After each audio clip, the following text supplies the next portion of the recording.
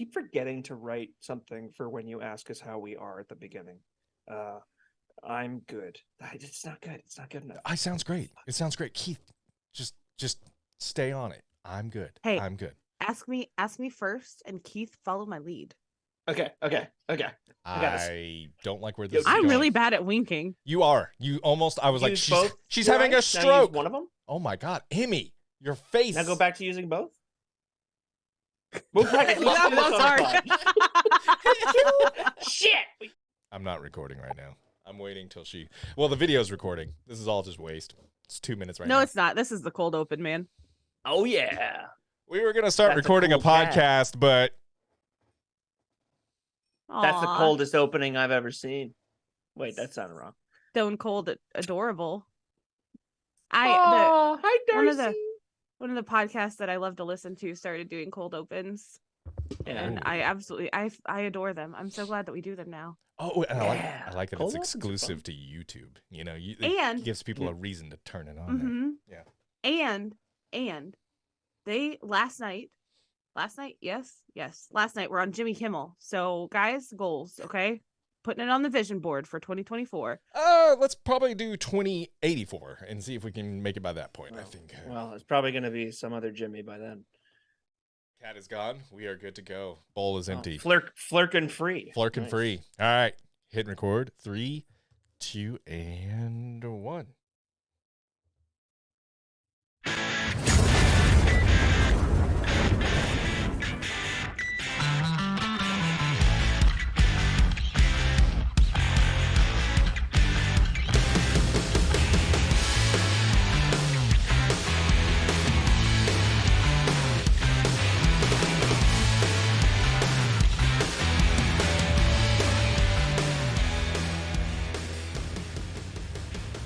Welcome to the Abingers podcast, where we assemble weekly to binge the MCU and all things nerd, old and new.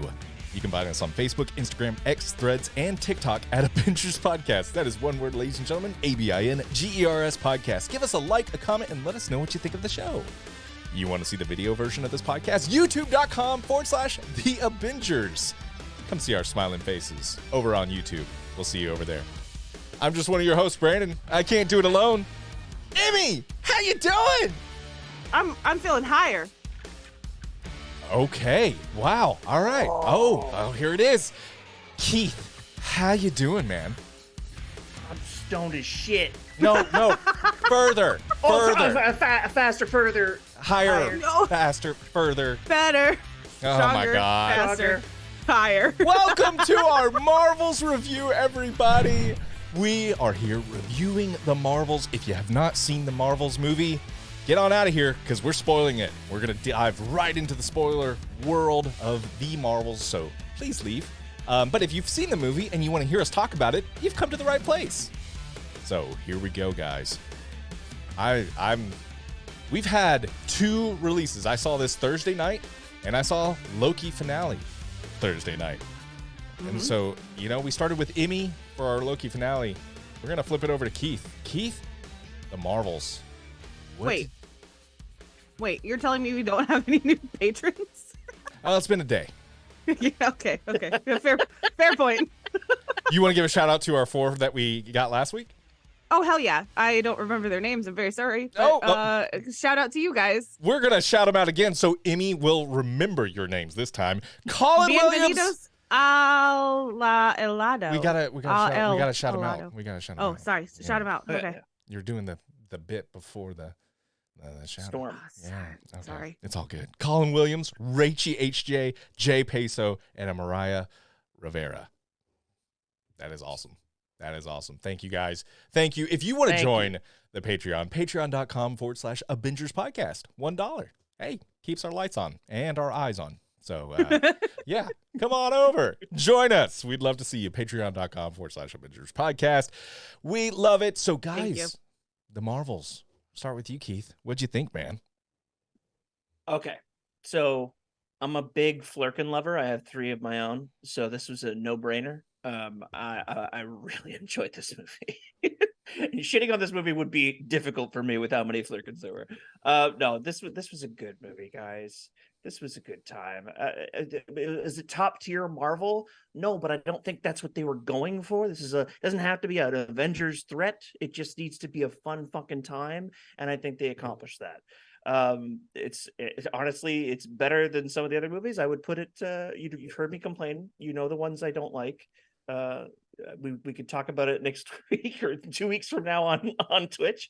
But no, these characters were consistent, if not elevated from what we knew them before. We got a way better spotlight on Monica specifically. I agree with a lot of people's thoughts that Kamala steals the show. Iman Vellani was really the heart of this very quickly for me. I just watched Miss Marvel for the second time last week. Kamala's family had some of the best lines, but I didn't expect to be as enamored with Monica as I was.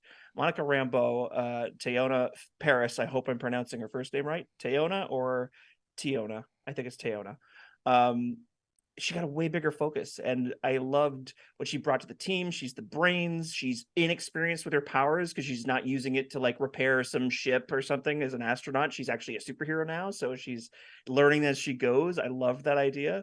Beyond that, I think the idea of the villain's goal to steal resources from the planets was a pretty cool and fresh idea. I think Carol having to face that and face her mistake from what happened there was like, nobody's perfect, but that was a great thing to see Carol have to go through. The singing planet did not bother me. It bothered other people. I see that. I see people pissed off about the singing planet. I thought it was funny. I think planets in the MCU should have bizarre cultures and should be quirky and funny. And this one was a very consistent and believable one, to be honest. And yeah, I laughed a lot and I had a blast. Was it better than Captain Marvel? Yes. This was a breezy road trip comedy, and I really enjoyed the shit out of it. All right. Emmy? No. I get to go last. You need to go last. That's what I was about to say. Emmy, you're going last. That's totally what I was going to say. Yeah. Anyway, I saw this movie twice, and I wanted to see it a second time to confirm my initial thoughts, because I was like, okay, here we go. Because Quantum Mania was less than desirable. The Multiverse of Madness was less than desirable. And when I saw the Marvels, I immediately thought, oh, this is fun. And it was. The second viewing actually was more fun. I felt like it was less jarring. I enjoyed myself. I really, really did. I thought this movie was fun, enjoyable. Iman Vellani, of course, steals the show, but I do agree. I think Teyonah, especially her ending there, I may be just emotional, but I got a little choked up during the moment at the very end there with the repairing of the jump point. I thought it was I thought everyone in this movie had time to shine. I really do. Iman sticks out to me just because she's all of us if we were in that moment. And I feel like she's just that friend, like, yeah, no, I would be the exact same way. I'd be losing my shit if I was hanging out with my idol, Captain Marvel and Professor Marvel. It was a good time. It really was. I really did enjoy the plot. There was a couple little pacing issues here and there, but nothing that detracted from it, nothing that brought it down for me. I audibly busted out laughing when there was floating kittens on my screen. I like a Marvel movie that doesn't take itself too seriously sometimes. When it needs to, yes, an Infinity War needs to take itself seriously. The Marvels was just a fucking fun ride. Guardians of the Galaxy is a fun ride. I was hooked. I was so happy I saw this twice so I could take some detailed notes and really, really talk this one out. So yeah, no, thumbs up for me. Really, really enjoyed this movie. So, Amy, we're not going to get to you now, so we're going to go straight to Rotten Tomatoes. Can you? I'm just joking. You had your chance, Amy. Yeah, and you left it on the floor. No, Amy, what did you think of the Marvels? Oh, I came into this. I really, I'm, wanting to fight, man. You're not fooling anyone. I've seen you love every Discord post that was like, I like this movie. You're like, I love it. Amy is loving all of that shit. So damn it. Yeah. Oh God. I loved this movie. This is another one that hits every single puzzle piece in my brain. You've got cats, you've got musicals, you've got female-led ass kickers, you've got awkward teens. This is right up there Mm. with Iron Man 2 in like I will watch this over and over and Oh, over and wow. over again. Yes. Wow. Okay. 100%. Mm. I loved it. And I feel like I'm going to tear up even just now like thinking about it, like the fact that I'm wearing a t-shirt right now that has me front and center as Captain Marvel. Like I'm so proud of this. I'm so thankful for it. Like it is it really like takes the cake, man. I had to fight tooth and nail not to watch that final trailer that came out last week on Monday Night Football. Mm-hmm. And I'm so glad I didn't, because I don't know if y'all watched it after the fact. No. It revealed way too much. It revealed Valkyrie. And I'm so Oh glad I yeah. didn't have that. Yeah. But before we go too far into it, I feel like I have to say this just because it was a thought whenever I was watching it again today. Mm-hmm. That I feel like this movie does a really good job of highlighting the duality of femininity. And I am just one woman. Like I can't speak for the whole everybody. But I feel like because, and you guys have watched the episodes with me of growing up where like I love the princess shit. I love the Little Mermaid. I love the horrible episode of Sabrina the Teenage Witch where she's a princess. Like I love that, but I also love kicking ass and like being strong. And so I loved that this kind of bridged the gap. And so you saw Captain Marvel absolutely kicking ass. You saw Monica Rambeau absolutely kicking ass. You saw Kamala Khan absolutely kicking ass. But then you also had that moment of like deep down, I at least like I also want to be a princess. I want to wear the fancy dress or the fancy pantsuit. I want to find the prince, whatever the prince might look like. He, she, they, whatever. Like I want that. But I also want to be heard. I want to be able to do what I want. I want to be able to make my own choices. And I want to be given the same opportunities and rights. And I want to kick whoever's ass I want to kick, man. Like I really loved that this movie did that well, because it does sometimes I feel like it wars in my brain like, oh, I'm going to be a pretty little princess and put on a little dress and I'm going to be seen and not heard, but also I'm going to scream it in the top of my lungs, fuck the patriarchy, fuck this. But like just that I loved it. I loved it. So yeah, that was my little just the I part of the reason why I loved this movie so much was just that little message that it made me think about in my own brain, and hopefully You felt heard and you felt seen. yes, exactly. That's exactly. awesome. Nice. It's really I'm well gonna said. kick ass and also wear a beautiful dress. Yeah. And Or That's pantsuit awesome. or whatever you want to wear. You're nearly bringing me to tears at me here. Like I've known you for a while now, and it's so exciting to talk to someone so excited about this movie. I know I've seen people. I've been avoiding the Discord a little bit. I still see the stuff, and Yep. I'm like seeing how many people are screaming at the top of their lungs that they loved this movie. It's so exciting to see. But man, that's so great. That was well said. God damn. Yeah. Thank you, because it really it hit me today, and I was like, I'm not the best at words. Sometimes that word's bad. Okay. No, that was good words. And I'm glad that I put that in a way that it makes sense for people. Yeah. Like it's Yeah. because it's how I feel sometimes on the inside. The two different parts of me are warring with each other. Good But deal. Do you mind if I get to something before Rotten Tomatoes that I want to talk about that was particularly it was okay. This will have nothing to do with the review so much because it happened before I even saw the movie. But so earlier this month, I stuck to the rule of not watching any trailers after the first one. And what I should have done also is not gone into the Marvel Facebook groups and Marvel chat rooms and whatever, and like chat rooms. I probably sound like I'm 60. ASL, Keith. ASL, what are you wearing? What are you wearing? A black tank top and a lime green thong. I went in there with this curiosity. It was like it's this weird curiosity of wanting to know if people are still shitty. And I saw these things in these groups that are filled with millions of people, not just like groups that we know, nobody I know.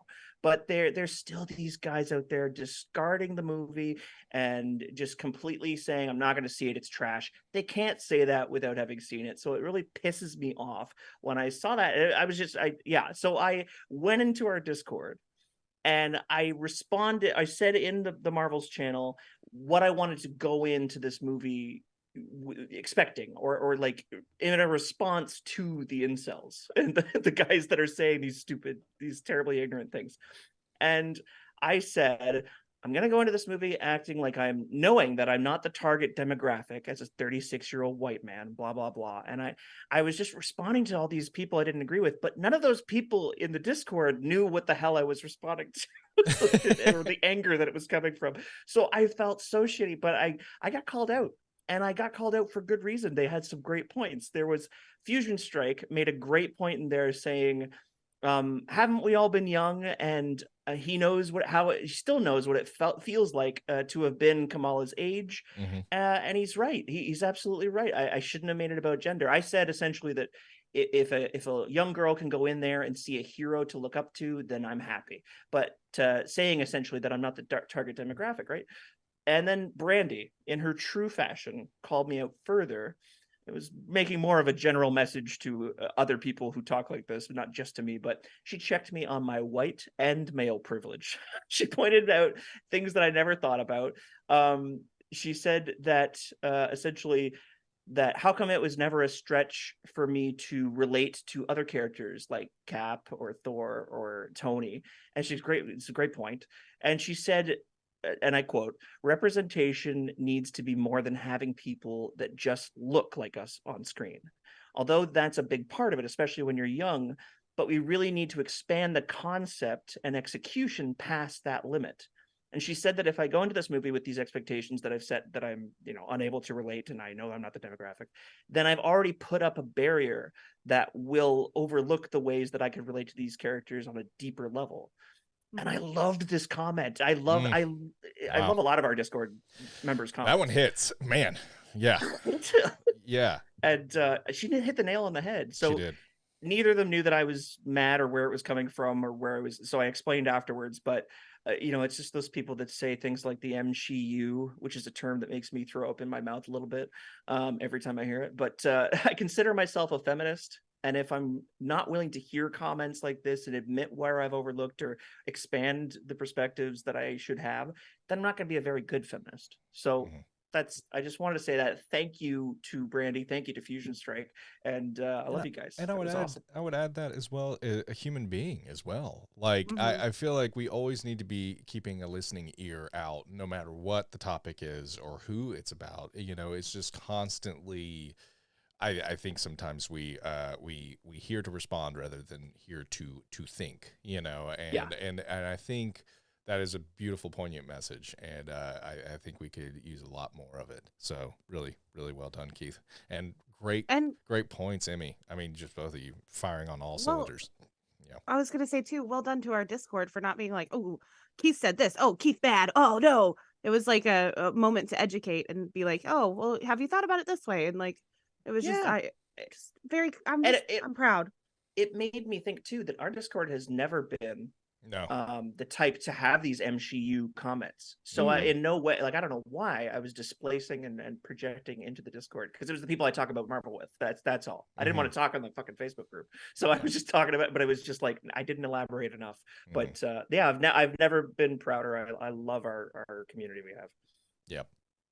And even Brandy's point about representation, like I feel like I get Kamala's, because I was an awkward teenager as well. I related to her character, but I think in this little trio, I probably relate most to Monica Rambeau, just same, because she's a sciencey, like I really like her character, and maybe that's the movie too, that they just like kind of focus on her. But yeah.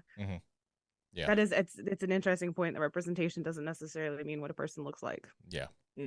Yeah, that's awesome. Good deal. Well, guys, we're going to jump into Rotten Tomatoes now and see what the critics are thinking, and we're going to get asked. So I am going to say,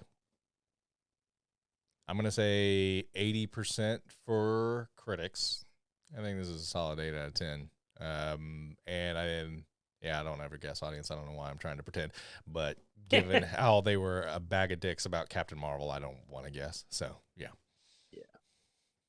I'm going to guess that because I have a sneaky suspicion.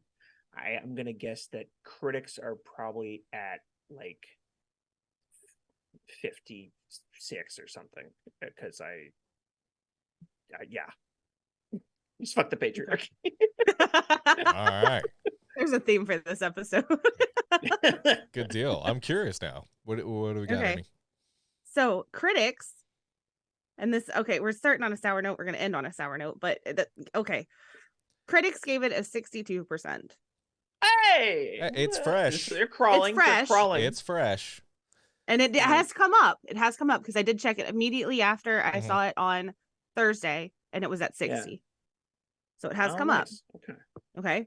Audiences have given it, and this gives me hope for humanity. Maybe we're not all just sticking it out for the Rizzler, man. Like maybe we're actually going to make it as a society. Audiences gave it an 85%. Okay. Oh. All right.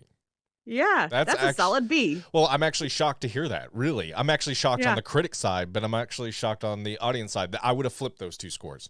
I really would have thought it would have been 85, honestly, kind of around there. I already guessed it, but audiences, I would have said 60 or lower, just because, like I said, Captain Marvel, they just completely slammed it for no.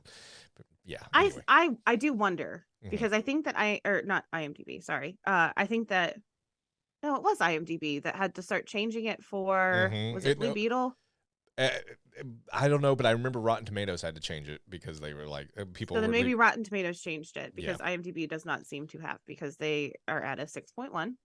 Okay. And 56% of Google users liked this. Wow. Which means that 44% did not.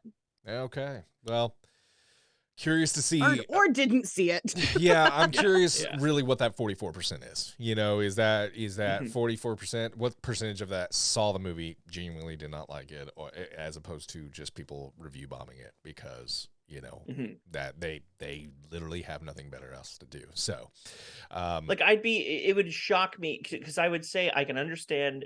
I'm not going to be a woke scold and say that everybody who didn't like this movie is disliking it because of misogyny. I don't think that. I don't think you're sexist if you don't like this movie. Yes. You can have valid reasons you don't like the characters, or it's not your type of movie. You like the street level Marvel, whatever. They sang. But when they say it's like absolute dog shit, you're full of shit. You're absolutely up your own ass. Yep.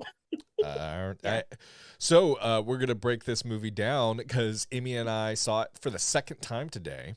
And we have notes. Wait, is this chronological? Are we doing this chronological? We're gonna do this chronological because I took. Oh my gosh! Yeah, no, I am not prepared for this. This is Emmy's review, darn it. So we're gonna go chronological. So we start out with this movie, and please keep in mind these are movie theater notes. We didn't get a chance to rewatch this and pause or anything. We don't have that luxury like we do the Marvel television shows. So if you see a dip in notes, you see a dip in, well, they didn't really remember this correctly. Please have the handwriting is god awful. It is because it's in the dark. Couldn't see that. There's a place without sun. Fucking sucks taking notes during those parts. I'll tell you that much. Yeah. Oh my god, yeah. Jeez. And I only got a chance to see this once. I've had a very busy weekend, so I apologize. So please, I wish I could have seen. I'm jealous of both of you. Extend a little grace if we misremember or we said something a little bit out of whack. This is all coming from a notepad in the dark. So for both Emmy and I. So that's also an album cover, or that's an album name. Is it? Notepad in the dark. Oh, I love it. I really I was like, I could believe it too. I was like, that sounds good. So we see right away that we are introduced to the villain, Darbin, which is played by Zaw Ashton. Is that how you say her name? Zaw Ashton. Okay. Is that Loki's boo thing? I'm just curious. Sorry. Yeah. Okay. Cool. I was like, I think that looks like that's Loki's. Okay. So anyway, they're the only couple in the MCU that have had something released on the same day. That is, which I feel like I think that this is the only time that we've had something released on the same day, or one of like maybe three. I think one of two or three. It's happened before because I know we've had to double down a couple of weekends. So, but that was probably when they were doing Wednesday and Thursday. You're probably Wednesday right. and Friday releases. Yeah, no, but not on the same day. I feel like this is rare. I think you're right. Actually, I think you're right. So we see the introduction to this villain, and she is recovering some wreckage, and she's looking for the bangles, and she finds like there's this artifacts, they come up and it's like, oh, well, let me get this bangle. Where's the other one? What the fuck? I need my other bangle. And they're like, Ooh, I know where the other one is. Where is it, Emmy?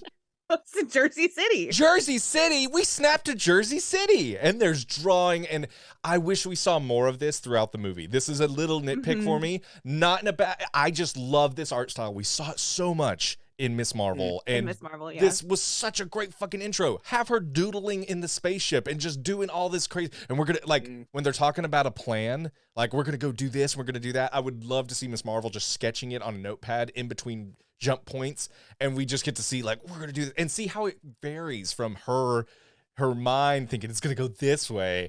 And I think that would have been a fun look at. That's a good idea. Yeah. So anyway, but I love this intro. It's a great intro. If you did not watch Miss Marvel, I don't know how the hell you don't want to watch it after seeing this intro. There's drawings everywhere, and immediately you're just thrust in, and her bangle's lighting up, and all of a sudden, shot back, boom. Where the fuck did Miss Marvel go? And we have a jump point. Twinsies. I saw, this is I'm projecting, and I am who I am. There's a sloth on Miss Marvel's bed that is wearing yellow argyle, and so I think this confirms that Kamala Khan is a Hufflepuff. Oh, she's a Hufflepuff. All right, Team Ravenclaw. Just confirms. Saying. Ravenclaw here. But there was a jump point that was not closing. We see earlier. That's what we see. It's a flashback to earlier. And we get to see all of this stuff between the basically how we got to the situation where all three are entangled with one another. Captain Rambeau just likes to touch shit, man. She's like, someone posted this meme. This is not an original Brandon thought, but someone like had her at the witch hex touching it, and then at the fucking thing, and it didn't learn to fucking lose it. What the fuck? Well, she got powers the first time, so I kind of don't blame her. She's like, well, what's gonna happen if I touch this shit again? It's always worked out before. Right. But she touches that force field, and all three, it's really fucking hilarious, and we see them just switch and switch. Kamala Khan's losing her shit. Oh my God, it's happening. She's floating into space. Is this an Avengers type of test? Very Spider-Man-esque, but definitely like I can see why she would say that. Like Kamala's God, yeah. This is the test. I'm getting in now. I've finally made it. She did save Jersey City, by the way. So it is a very realistic possibility. And the spinning in space and screaming in the spacesuit. I'm just like, oh, it's so good. As a teenager. Oh my God. Oh my God. Oh my God. Stop spinning. Stop spinning. Stop spinning. Oh, it's so good. And she's so Iman Vellani is charming. This entire movie, she is charming. Once again, that is bestie material. I'm like, her and I think we would just be like, I'd be just completely, wow, your drawings are amazing. I'm into Marvel too. Let's just fucking go to a coffee shop and just draw all day. She's fucking rad. And her facial expressions, there were multiple times in this movie that her facial expressions are so on good. Point. So good. Absolutely perfect. I forget, there's a point when she looks at Captain Marvel and just does like a face that's like, what is she talking about? It's like, and it's perfect. It's absolutely perfect. And I can't remember the scene now. And hopefully it comes to me, but like her nonverbals are also spot on. I know what you mean. You got to watch her. That's what I'm going to do. The second time I watch it, I'm going to watch her the whole time. Yep. Yeah. Captain Marvel, did you guys see the footwear that she has? Oh, she got Crocs.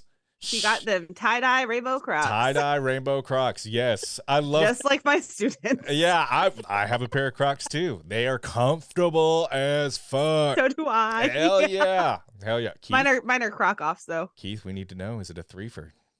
Do you have Crocs? No. Oh, Skechers. Oh my gosh. Mine are mud. Mine are Croc-offs.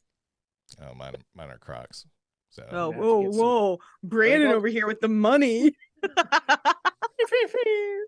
It's wonderful. It's absolutely wonderful. I always I want to make sure when I'm out and about, I want people to say, oh, he got them Velcros. No, he actually has those Crocs. So it's wonderful. It's absolutely wonderful. But yeah. Did you guys see, so she says something about sending Fury to voicemail, which is a kind of a little bit of a callback to Spider-Man again. Spider-Man, yeah. Yep, that's send Nick Fury to voicemail. Yep. Goose, is a standout to me this whole movie, honestly. But I just love how he is on her shoulder the whole time that she's flying, and at one point his yeah, his little eyes are closed because the wind's going and his ears are back, and he's just like, like I was looking I at that, I was like, love it. I was watching that and I was like, that doesn't really look like a, is that, no, that's a cat in space. Probably how they would look. What the fuck am I thinking? So yeah, no, I got on board pretty quick once I was like, this is a fucking cat in space, Brandon, chill the fuck out. So yeah. Yeah, I think it was spot on. Yep. It was amazing. Yep. So yeah, there's a lot of intros here. There's also the entanglement with the jump point and how it works. I'll be honest with you, I couldn't take a full note session on how it, but it gets explained later on as well, so we can probably go in a little bit further. It's the fiction part of science fiction that Emmy scrunches her faces about. That's not why I'm scratching my face. Why? What? Well, we'll get there. We'll get there. When you guys try to explain it, I will tear it apart. Oh, like a flerken. Oh man. Okay. So Hala is dying. And this is there's a big focal point on, hey, what's the villain's motive here? And we see it. You think of Captain Marvel, and we're kind of skipping ahead a little bit, but it does have to do with the scene of their son is not working anymore, and it was apparently impacted by an explosion that happened when Captain Marvel went to take out the Supreme Intelligence. What is it? Or, sorry, is that? I think that's it. Yeah. So an AI that was controlling the Kree and completely just cans that whole thing. The whole planet loses their solar resources. And she thinks she's freeing them when she does this, but she has no clue of the aftermath that it could cause.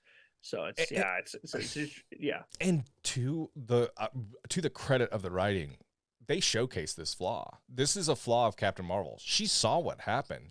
I thought I was helping, but she left it in that state as well.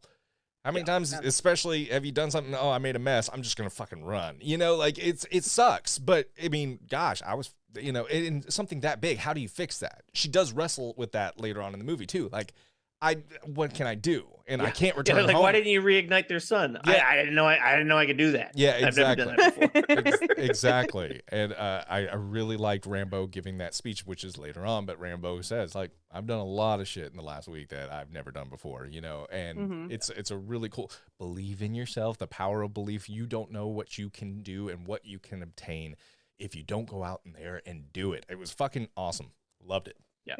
We knocked a movie for this recently. Well, I'm a hypocrite. This one felt earned, though. That's it. That's what I was going to say, honestly. But we knocked it for what? Was it was Multiverse of Madness. It was Doctor Strange and America Chavez, when he's basically just like, believe in yourself and you can do it. And she's like, oh my God, I can do it. Yeah, but Captain Marvel had innate abilities for a long time and could hone a lot of that. America Chavez was just like, I just saw paint drip through a world. What the fuck? I don't know. Well, and the fact that Monica is like, I did a lot of things today that I didn't think that I could do. Like, speaking from experience, not just like, oh, well, I just believed in myself and then I could do it. Yeah. Plus, I was. Sorry, I don't know who that voice about you is. guys. That was Carol. That sounded just like her. No, I think I'm mocking Multiverse of Madness. No, that was Doctor Strange. That was America. That was Doctor Strange. That was Doctor Strange. 100%. Yeah. I think I was like particularly too distracted by how much they were butchering Wanda's character for me to care at all about the whole Doctor Strange America Chavez relationship. Don't get me started. And them waiting for her to come around the corner instead of just continuing to run. That drove me fucking crazy. Anyways, we'll move on. So much potential wasted. Okay, I feel like I want to talk about the fight that happens in three places. Because I thought that was a really cool scene, and I chronologically I think we got past it, and I want to touch on it. Yes, definitely. Because that was really cool. Yeah. I really loved how Kamala's family got in the fight too, and was like hitting people's mops, and was like, they were trying everything. Like they were just like, yeah, no, this is our home and we're going to protect it. Absolutely loved that. I'm going to touch base real quick too. I loved Kamala and her fighting abilities and how much they've advanced Yes. too. Mhm. Like once Yes. again, it's earned because you watch Miss Marvel, you see that slow progression, and it's a slow progression. And then by the time it gets here, fucking earned. This is the Kamala Khan I wanted in Miss Marvel the whole time. But yet, I'm so happy we got Miss Marvel exactly the way it was. Because when these moments happen, I think this is what these Disney Plus shows really just do extremely well, is such a different flavor, such a different... And Miss Marvel is one of the most unique properties Disney Plus Marvel have done with their characters. I mean, it felt... I don't know. Anyway, just loved watching her kick so much ass. I know Rambo can kick ass. I know Captain Marvel can kick ass. To see Kamala Khan, there she is. Fuck yeah. Like, I'm just stoked to see her holding her own with those three and switching and not being completely... Yes, the flerken freaked her the fuck out, but it would freak me the fuck out too. But everything But was... she also grabbed it because right after she sees that, she screams and then she grabs it and then ends up in her family's living room with Goose. Like she was like, I'm going to protect the cat, even though it terrifies me. Sorry. And the tentacles. Ugh. Yeah. I loved seeing her use her powers in different ways too, because there was a point where I remember her like making like a hard light like staff in the middle of the air and swinging around it to kick somebody. Yes. The sliding across the floor all the time. Like yes. She really was using some awesome techniques that they have just a carte blanche as far as what they could do with her in the future as far as action sequences. My only... And it's not even a nitpick because I do want to see it a second time. I see a lot of action movies in general in that genre where one of the best action sequences is early in the movie to catch your attention, to grab you, to bring you in. And then those other movies have kind of dropped the ball in like matching it or better. You know how like the Guardians of the Galaxy action sequence at the end of the movie is like one of the best triumphant moments in Guardians 3. Yes. Like that shit was like, that is rare in action. So it's like, I want to watch it again and see and pay more attention to those later action sequences to see if I like them as much as this one, because this one's so damn good. Yeah. It's just a cool idea, and it's because they have no control over the switching. So I don't know. I'm curious to see. Yeah. Is there an action sequence that tops it? I think that final one. Yeah, I do. Okay. I truly do. I'll pay more attention in the second viewing because I want to see that. I think I probably was distracted. Yeah. Oh, yeah. I feel that. Yeah. Okay. One of I think my second favorite lines was said by Nick Fury, and he drops 2 of the 3 cuss words in the whole movie. Shit. When he says, he asks Captain Marvel, why did you touch it? I touched it because it was glowy and mysterious.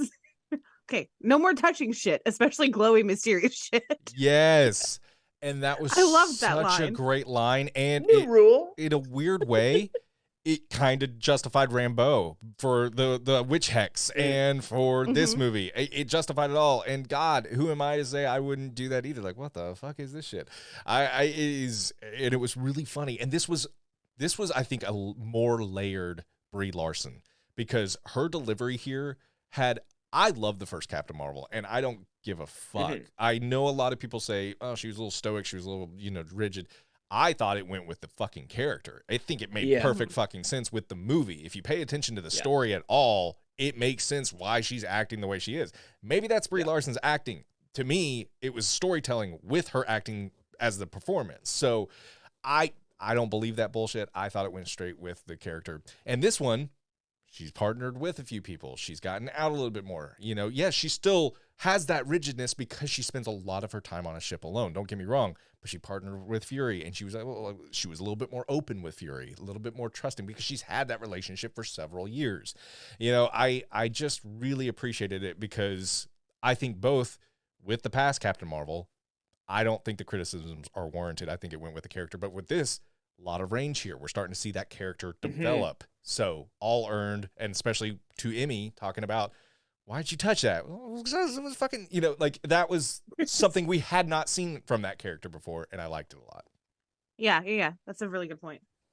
I think the stoicness and the harder exterior that she has, that is what she's known for in the comics, right? She's an ass kicker with the tender side very buried, and that doesn't come out very often. She's like Rogue, like from the X-Men. It's just a very tough, I can do it myself type of thing, and I don't have partners very often. But but not only does she have not only does she have Kamala to bring out that relationship that she used to have with Monica, but she also is seeing a younger self in Kamala, and now she has something to work out as well with Monica. So you get to see the character. It all. I think it's one of those characters that does best when given the right people to bounce off of.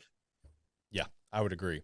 And I also think Brie Larson is a big Iman Vellani fan. Like, I think having that relationship as well, and the Lieutenant Trouble callback, I just thought they're all three's performance, they all complement each other so fucking well. Like, I want to see more Marvel's movies. Like, I think these three, I could watch them on screen for quite a bit. Yeah.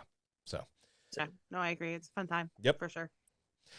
So we did skip over that. However, I want to get to when they kind of come down from everything, and like the greatest point ever made in any Marvel movie happened. It was, is that the new iPad? If this is a secret screen, why is it see-through? Why is it see-through? Fucking, I'm sorry. Which it's been a question that I think the fans have had since. Yeah. I'm sorry, Iron Man 2. The way she says it too, she's like, if this is top secret, why is it in a clear case? Like, what is this? Yeah. Like, it was just so fucking hilarious. And like, you could tell, like, no filter. Yeah. Like, Rambo was like, wait, what? Well, you know, like, it's just kind of like, I don't have an answer for that shit. And like, it was really fucking, and then you got intel on me? Well, of course we'd have intel. Your daughter did save Jersey City. Like, it's a compliment that we have intel, and Fury being his normal Fury self, he's like, no, let's not call it surveillance. Like, hey, shout out to Winter Soldier. Just saying. It's a strong word. Yeah, it's a strong word. Shout out to the old Winter Soldier movie. The old Winter Soldier movie. Jesus, 2014. Fuck me, man. Anyway. Well, and also the fact that they're a family that is people of color. Like, I feel like surveillance has a different meaning for them as well. Like, oh my gosh, you guys are watching us. Why are you watching us? They made that a point in the Miss Marvel series to say that the damage control. We already know the government has surveillance on this mosque anyways, but now we'll be turning it toward our use or whatever. I was just like, wow, to make those points in a Marvel show that's pretty awesome. And it was that's so pretty good. And kind of pointing to that again in a Marvel movie. They too. did. Yeah, they did. They pointed straight to it. Yeah, I would agree with that. I didn't know if you had any notes on that scene. I mean, I'll go. What is? Oh, sorry. This scene. What is the scene? This is where they're all getting the intel. They're starting to figure out. They're starting to explain, hey, how are we all three switching places and kind of, going through things. And Saber. Saber is explicitly said. I didn't have enough time to write down what Saber. Oh yeah, and that's confidential. Yeah, exactly, and it's confidential anyway, so that's why we're not saying it. Well, but wait, what it stands for? Yeah. Yeah. And Monica's just like, oh, my bad. Yeah, exactly. But the pillow, whenever the Flerken eats the pillow, the mom like fluffs the pillow and is like everything is destroyed, and she puts it on the couch and then just immediately uses like yep, it's mine. Laugh out loud. Sorry, I am trying to edit my notes a little bit, but that was one that did get edited. There's also, it's so funny because this is the first time where we see Kamala's like, oh, what's your name? I don't have a name. I'm Captain Rambeau. We'll workshop that a little bit. Yeah. And she makes it a point to say it right then. And we never got it though. I wish we could have gotten it. I know I'm skipping ahead there, but is it photon or spectrum? Spectrum I've heard as well. Said, and it does get said, but photon is what I was waiting for. I was waiting for photon. Okay, same. Other ones that get said, since this is a note that I have. Other ones that get said are also Nova, which is a Marvel Comics hero. Yes. And Vision, which Carol's like, oh, Vision. Oh, she wait. goes, oh, never mind. It's so fucking great, too. Where is Vision? Jesus, I need to see him. It's been too long. For real. Yeah. For real. Yeah. Where he at? Yeah, he is. But yeah, there's quite a few names that I think Spectrum, Comcast, AT&T. Well, we're going to edit that out, Emmy, because I think you're thinking of something else. So I'm going to edit this part so no one will hear that. We'll get it out. Nobody's going to know I fucked up. No one's going to know you fucked up. I can tell you had a moment there, though. Don't worry. Okay. I got you. Anyway, so there's also a really cool scene where they just kind of haven't gotten used to not switching places. And they switch in the middle of Captain Marvel in air, and Miss Marvel is falling. I love this flying sequence with Rambeau here because, like, I felt it was almost the most believable spur of the moment, and they work together. And I don't know if they would have been okay. Like, and when she catches her, and part of me is like, well, why is Miss Marvel not putting something out there? And it does, and it just slides off, and then she kind of puts this like round dome, and I'm like, oh, that might not save you. Switches to Captain Marvel, and fucking Nick Fury, the most hilarious. Like, oh, that's Carol. Oh, it's just Carol. Like, oh, it's just Carol. Yeah, like, but he's almost like not So even good. relieved. He's just like, oh, it's Carol. Like, okay, like She's as in she's fine. These two would she's have done fine. it. Yeah, It's fine. Don't worry. Yeah. It's Carol this time. We're good. and I just thought it was so good. This was really cool though, seeing Rambo in action, and also seeing Miss Marvel thinking on her heels, and also seeing that switch and that fun punchline at the end. I thought this was a really, really cool sequence that I really appreciated.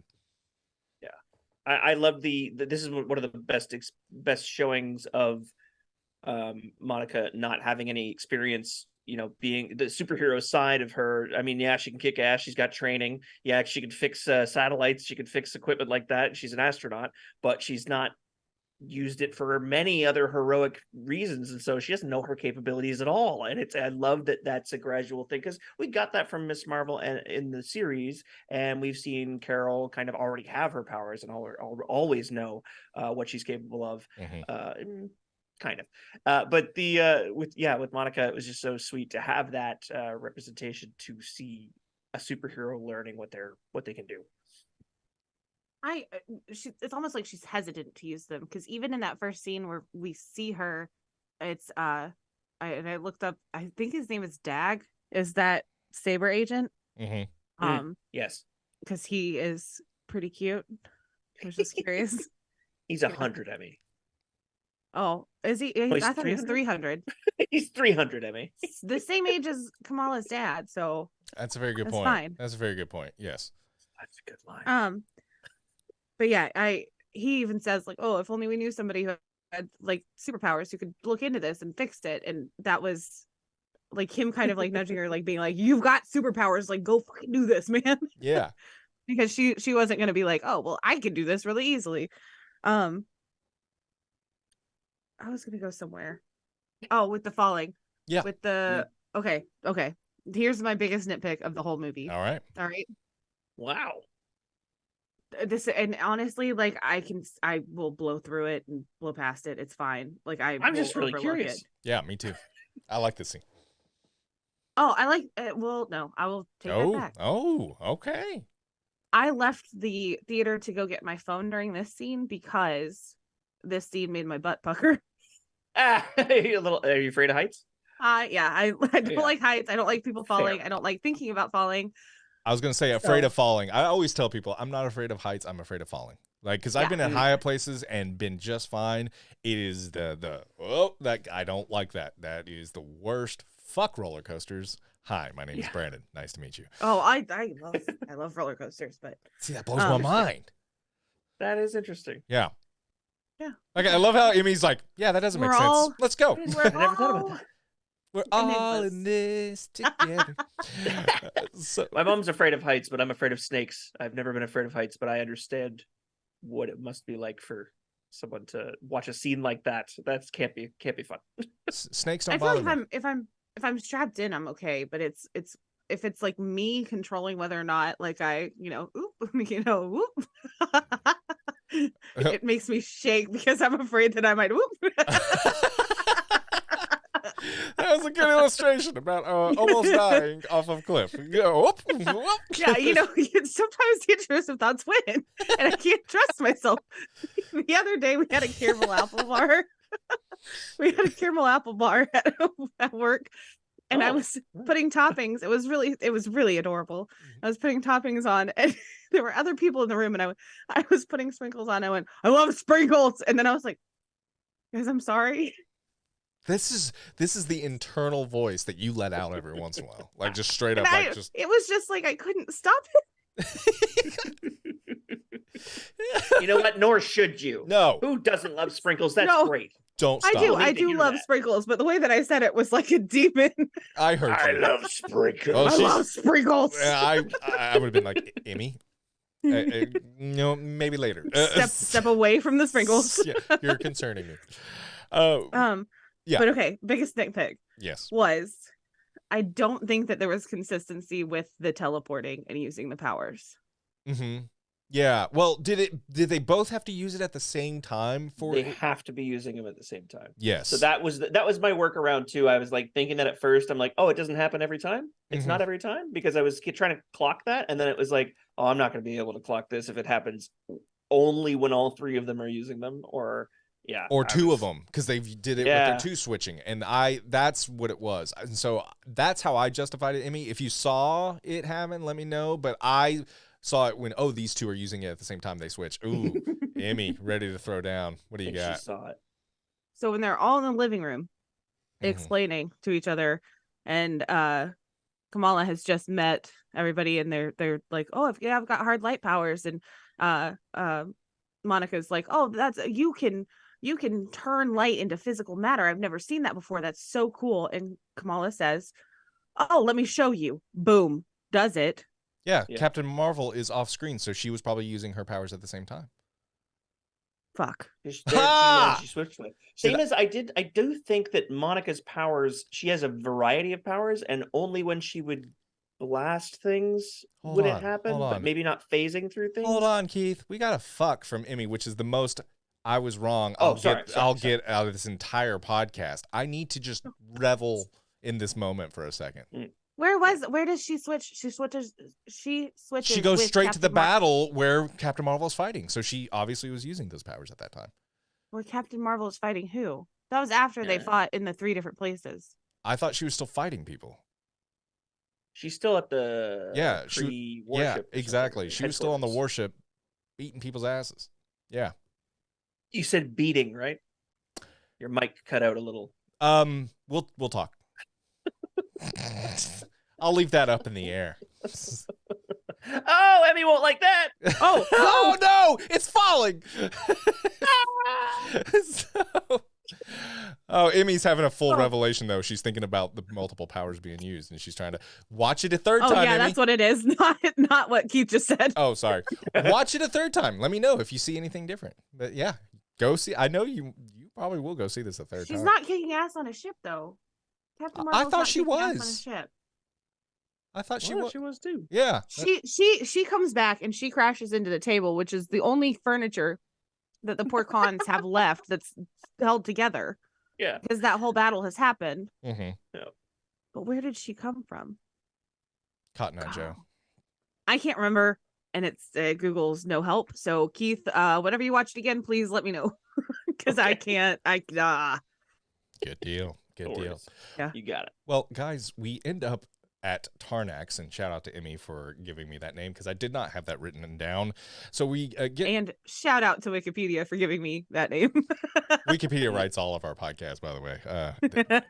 AI is coming, and we are just robots. So the Kree, we see that they're on Tarnax, and there is just she's pissed.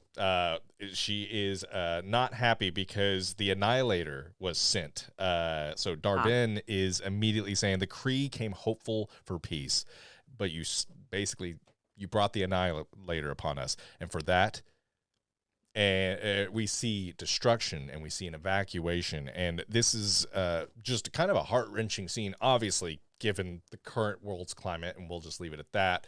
But obviously, I mean, this is just innocent lives, innocent civilians that are being hurt. And it's really tough. It's really tough. And you see Miss Marvel kind of facing a new threat that she hasn't had really before. It is these big, larger scale evacuation moments.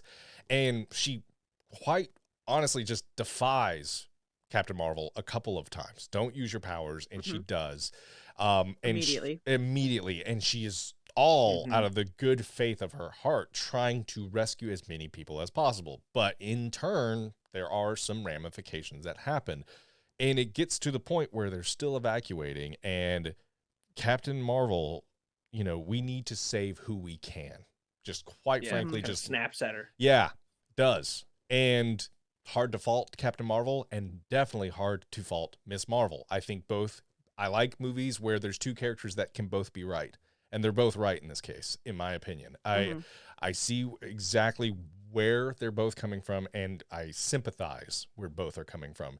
One definitely has a soldier's mentality, similar to kind of Captain America. We need to save who we can, and that's just unfortunately the reality. And obviously the bleeding heart, kind of the Tony Stark, which is Miss Marvel, of, hey, I don't want to watch I don't want to watch innocent lives. It is such a profound, and it's always an argument that comes back around, and I think it circled itself here in the Marvels, and it was extremely well done, and also heart-wrenching. So yeah, it was really heartbreaking to watch Kamala's face whenever she was like, they're not gonna make it. And her hero kind of being like, well, we've got to save the people we can, and not everybody's gonna make it, and kind of I would never want to be in that position. Absolutely heartbreaking. Did you guys catch that Kamala is wearing a Captain Marvel shirt underneath of her flannel? I did not. did see that earlier. I did not, and I love. I think when she's falling, I noticed that. Is there two comic books, two Captain Marvel comic books? Yeah, it's two. Comic book covers, kind of like this. Yeah. Which I did wear to go see the movie today, just FYI. You're just waiting for someone to scan your shirt, weren't you? I was, yeah. But it was the country theater, and those people don't have phones. No, I'm just kidding. Well, you're not the only one that wore it to the movies too, and I didn't have a hoodie on during the movie, so I just want to look like I. Did you? Yeah. Did you stand outside the door and you were like, scan this? No, I actually just started streaking through the theater and I got thrown out. It was terrible. So yeah. Oh. Because I was hoping someone would pick up the shirt and like scan it later at their home and like tell their friends about it. Hey, I saw the streaker, but he has a good podcast. But it didn't just never happen. So yeah. Oh, the next time we should put a big QR code on the back, and then you can wave the T-shirt like a flag. I'm going to so if anyone doesn't know, we put a QR code. I was going to say tattoo it. Yeah, there we go. We put a QR code on our shirt so you can scan it and it gets to all of our links. I'm going to put our QR code on my ass. Actually, yeah, that would be great. Like just when I moon people, cheeks? when I moon people and people go to take a photo of it because man, what a beautiful ass. They take a photo. Oh, wait, what's this link? What is that? I'm trying to take a photo of this dude's ass. Oh, what is Abingers podcast? And I just walk away. My pants down, walking away slowly, and it just waddling away, kind of tripping a little, like oh shit, just kind of keeping my legs close together. But yeah, anyway. All right, so God, we took a really powerful scene and went a turn there. Turn. Yep. Sorry about it. But Valkyrie shows up. There is this. I can't remember if his name was an emperor or what. I'm sorry, his official title, the Skrull leader. But Skrull leader lets Captain Marvel have it. Like, we didn't ask for your help. They came in peace, and it basically Captain Marvel was like, hey, this is a false alarm, man. They were coming to take you out. They obviously, and they created a jump point which caused the air to come out, and it was they are now Hala is using the air resources from Tarnax. So there's a lot here. The emperor, or I can't remember, he was pretty pissed off. We didn't ask for your help, nor do we need it. And she's like, well, we're gonna get you to this evacuation. I called a friend, and he's like, yeah, it's not like we have a fucking choice. There were some really tough conversations that happened. Yeah. And Valkyrie shows up, and really a supportive friend, and may we meet on better terms next time in more joyful times. But there were some layers here, and I really appreciated that. There were some layers here, and Amanda brought it up first in our Discord. Whitney agreed, and then the second showing, I agree. This is one of my nitpicks: is that Valkyrie and Carol Danvers didn't share a kiss here. Okay, all right. To me, it made me think that there was hope that they were maybe just early on in their relationship, or maybe they've had one and haven't seen each other in a while, so that would be too awkward. I don't think they've gotten. Okay, all right. So but there is hope with that hug, because that was a hug of, man, I love seeing you, and I would too with Tessa Thompson. And the fact that she says, like, the next time that we meet, I hope it's joyous and like we're on a date. Oh, that does not. That's where you went. No, for one, I am all for. Hey, love who you want to love. Love wins. I am all for that. In this situation, if there was a makeout or a kiss scene in this time of heaviness, I would almost think, what the fuck is happening? I don't think it fits the narrative. Okay. Guys. Completely agree. I completely agree. It's just wishful thinking. I, Okay. I mean, Wishful.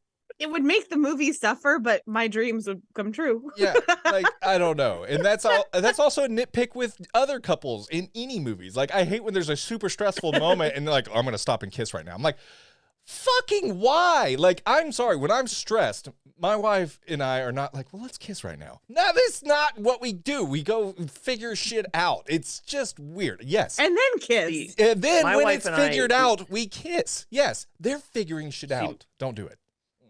My wife and I, like, we like to induce stress because that's when we kiss the most. So we like look at our bills and our rent, And then you stuff make like, out. oh, You just, like, yeah. God, It's you're just so hot. It's Let's this make out. aphrodisiac. Yeah. Yeah. We're like, oh man, how are we gonna pay for this shit? Yes. Just rolling around on that's the how it bed on your bills. Oh my God. We're 3 days late on this Scrooge bill. McDuck style. We're 3 days the late. lights go off. Yeah. Oh my God. Perfect yeah. mood set.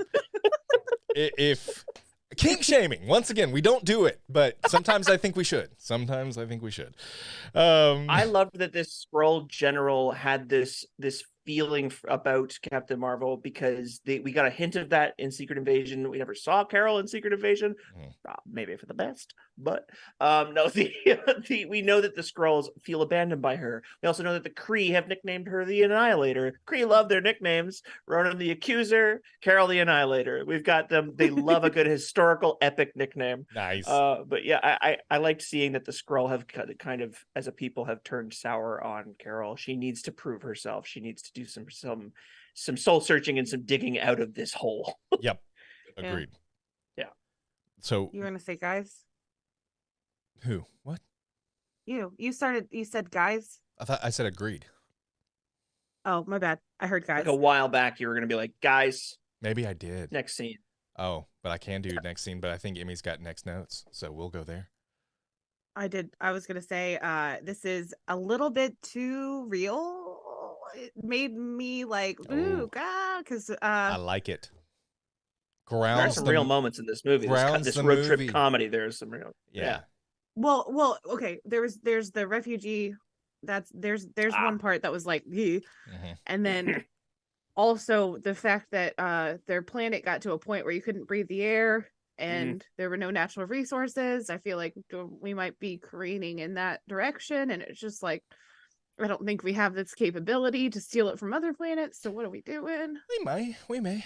And that's their problem. Once we steal it from them, that's their fault. They'll let them deal with it. So yeah. Shouldn't have had resources, dummies. Thanks, Idiots. idiots. Don't you know us humans by now? Haven't you been watching? Yeah. We steal that shit immediately. Time for that Oh, clean, goodness. crisp air. Appreciate it, Tarnax. Let's just take off that. Yeah. So we do see Hala is breathing again, and she does. Hala, breathe. This is once again Darbin, and she's speaking to her people and the sun. And when it was destroyed, the supreme intelligence, we get all this backstory that we've already kind of alluded to. So it was really good to see it. And yeah. Did you see when it flashes back to Carol destroying the Supreme Intelligence? Did you see the green face in the background? I did not. What? Oh, well, when you Green watch it again, face. on second view, there is a green face in the background. Oh, I when would she's not have inside caught the that, though. control room? Like, Yeah, and yes. she's like You mean the pulling big one on down the wall? Yes. Like Zordon? Yes, I did see Yes, that. I yeah. did see that. Yeah. Okay, I thought you okay. meant when the explosion happened, there was like but yes, I did see it in that control room no. when she did that. Yes. in the control room. Yeah, that was like the Supreme Intelligence, which is straight out of the comics. And I Nice. may have caught the face, but I did watch a screen crush today to like try and like help me find the things in the movies. Like I can be like, oh, I did see that, and that was one of the things that I did see. Very cool. Shout out to That Screen is dope. Crush. I'm looking at it right now. That is comic book accurate to a T. That's sick. Yeah. So Nicely done. there was this part though. This is one of my nitpicks. And this is Rambo and Captain Marvel talking, and this is emotions. And if you know me, this is also a nitpick about myself. I kind of look at things in a very objective way. That's kind of why it's like I'm Team Cap. I'm also, very much Captain Marvel. When she was making that argument, I was getting kind of annoyed at Miss Marvel, not because of poor writing, but because what are you doing? We got to do this. Like, that's just how I've always been geared. I'm constantly, I know where Miss Marvel and Tony are coming from. I can completely see it, but I think analytical, we've got to do this. It's a flaw I have with myself. And so when I see between Rambeau and Captain Marvel, where there's all this tension built up, and at the end of it, Rambeau says, well, we needed you, Carol. I'm like, well, that's very short-sighted. You're only thinking of your needs, and I get it. Trust me, I understand you were very close with her, but you're not getting her side in everything she has dealt with and the ramifications if she wasn't available. We saw that in Endgame where, hey, there's a lot more people that need me than just you. She said that to, Rocket, I believe it was. And so I kind of, I was a little bit more on the Captain Marvel side, like, this is, once again, a little bit of poor communication. This is, maybe it's not even a nitpick of the movie. It's maybe a nitpick of a character. I don't like characters that are just very, like, this is me. And this is what you should be doing. This is my world. And obviously we see it roll out, and I didn't know, and I understand. And obviously Monica's dealing with some trauma as well through being blipped and with her mother. So it all shakes out. Sometimes it's hard for me when characters are very linear thinking and they're just thinking only you can only serve me. There's not a greater world, especially when we deal with characters that are out in space all the time and you think they would have a bigger picture mentality, and maybe that's just me, but yeah, I wanted to kind of touch base on that. And you gotta think of the bigger picture. Yeah, that is one of my biggest nitpicks about you too, Brandon. Is that no, no, Yeah. I do, and I think I hope that I'll see this scene the way you're talking about when I watch it again, because I think Monica, to play devil's advocate, which is something I hear you say a lot. I like that. Yep. Is that Monica is almost, she's got to get this off her chest. She's been holding on to this shit for so long. And when you repress stuff like that, your kid version of yourself, the immature, the not rational thinker, it needs to get it out. It's like word vomit. It's like, you can't help it. Just, that's what's on my mind. And that's where I might be coming from. But I am a more rational adult now, type of thing. So I'm hoping that it reads that way when I watch it again. I don't know. You tell me you guys saw it twice, and I hope that's part of just like she had to get it out there so that there could be healing later. Is hopefully what happened. But I get what you mean with the linear thinking. I can definitely see that side. I just still think it is getting it out. Yeah, it's just more like, I don't know. It is frustrating. It is because, come on. And Captain Marvel shut that up in Endgame. So, yeah. But I really... sorry. I'm so sorry. I also know she has a stronger connection to Lieutenant Trouble, too. So I get that she wouldn't say that same thing, but that's in her heart. Yeah. And she does kind of say that. She's like, it was not my intention. Why would you think like I made a conscious effort to not be here? So anyway, I will stop interrupting you for the 15th time, Amy. I'm sorry. No, I feel Carol's point a little bit more here after we find out that she has stayed away because she wanted to make things right before she came back. Like I feel like that's very relatable. Like, oh, if I make a fuck up, I'm gonna make sure that I fix it before I go back and tell people that I did a fuck up, Mm-hmm. Mm-hmm. Closure. And bringing them good news and being like, I stayed away but look what I've done. But look at this gift I bring home. Yes, and it's like, I don't have that yet. And it took so long. She still doesn't have it, right? Mm-hmm. So that procrastination becomes almost like a disease after that. Mm-hmm. Yeah. I am ill. Ill with the illest. So we see that we go here to Team Professor. I wrote various notes here. Team Professor Marvel, the Marvels. This is Kamala Khan talking like, well, you should be Professor Marvel. We're a team. This is and we're the Marvels, and we obviously see that later where it sticks. How? I don't know, but I fucking love it. How is that a thing already? Monica says, which is fucking gold. But that's future. But anyway, we also see the discussion about the quantum band. This is the bangle that Miss Marvel has, and the quantum band, it creates jump points. It's basically the two were originally like the coordinates on how to get through it was the original highway almost, which became the jump point system, which I thought was such a cool way to explain it. My brain immediately got right on board, and I was like, oh, fuck yeah. Okay, this is really, really, really cool. And I'll stop right there because I can tell this is the science-y stuff and the fiction-y stuff, and Amy usually grasps onto that pretty quick. What do you got, Amy? Yeah, the bands made the tunnels. Sorry, I thought you were going to interrupt me, so I was like, oh, let it go. So the one time, fuck. So It was a rudimentary, like the hyperdrive, not hyperdrive, hyper. What do you do? I'm the so glad things? I waited. I'm so glad I just left this. The hyperdrive in the hexagons, where they go in the hoop Yeah, de-doos. and the tangents and the cosines And the flipperdoops. Yeah. Yeah. It's Yeah. science. Parabolas. Yes, exactly. What's that math joke again? Yeah. Two guys who love math. One of y'all told it. Yeah, it wasn't me. It wasn't me. Oh yeah, it was. Yeah, it was. It was me. Algebros. Two guys who love math. It's Algebros. God, I'm an idiot. Sorry. Algebros. Yeah, Emmy was not impressed with the joke when I said it originally. So we see that they we have them go back, and I love this part where it's like, hey, we're going to use this Kree torture device or scroll, torture device. And they put on these headbands to get back these memories, to find the coordinates where I love this where so much. where Darwin's going. This is all really good stuff. By the way, the first viewing, this all went right over my head. I'm so thankful I got a second one, but this is really, really good stuff. So they recount their memories. Obviously, there's some suppressed trauma. We see it. I mean, this is a lot of Captain Marvel and Rambo. Hey, I don't want to see this. What do we do it? And it really does kind of showcase the history between these two. And also, they get the coordinates. They know where it's going. It's Ladna. And there's like just two birds, one stone with these flashbacks, and I liked it.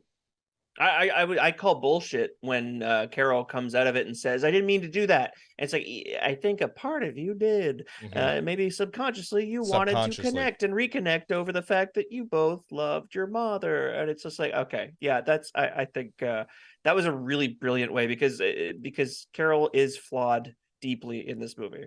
So it's wait, which one of us is? There you go. Me? Yeah, you slid over to here. No, good? Other way. Okay. Oh, a little bit more. You're back to Carol. where you were. You're back to where you were. No, keep going. Oh shit. Keep going. This way. No. The other way. This way. Yes. Over here? Yeah. No. Okay. No. The mic can reach. No. Yeah. I just realized you were off. Oh yeah. No. Now you're low. You're killing me, Smalls. There you go. Perfect. You're right there. You're right there. You're right there. Yes. Okay. Carol's a dick. That is perfect. Love that. He's addicted to you. Simple plan. Just a simple plan. Good deal. Sorry. Oh, well, now I've forgotten completely what we were talking about. I think that she's had way more experience with those scroll memory reader things, and I think that a part of her did want to. She thought, oh, if I can't figure out the words to reconnect with you, maybe we could connect over some memories, maybe. And then she got out of it, and she's like, that was a mistake. I should have done that. I think that's what happened. Yeah. I feel like it was also helpful to have Kamala there to bridge that too, because it was just an immediate hug. Like she didn't even say anything. Like it was just come on, you got to get in here. Yeah, like we're gonna bridge this gap right here, right now. And I really think sweet. Okay, and sweet. This is here's the guy who just said he's analytical. So watch this. You're gonna roll your eyes probably, but there's studies, genuine studies that show. Keith, not yet. You got to wait for me to finish my thought. Sorry. Okay. Pre-eye rolls. But there are actually studies that show like hugging is a way for people to feel safe, secure, and better. And it's like really like the endorphins and what it releases.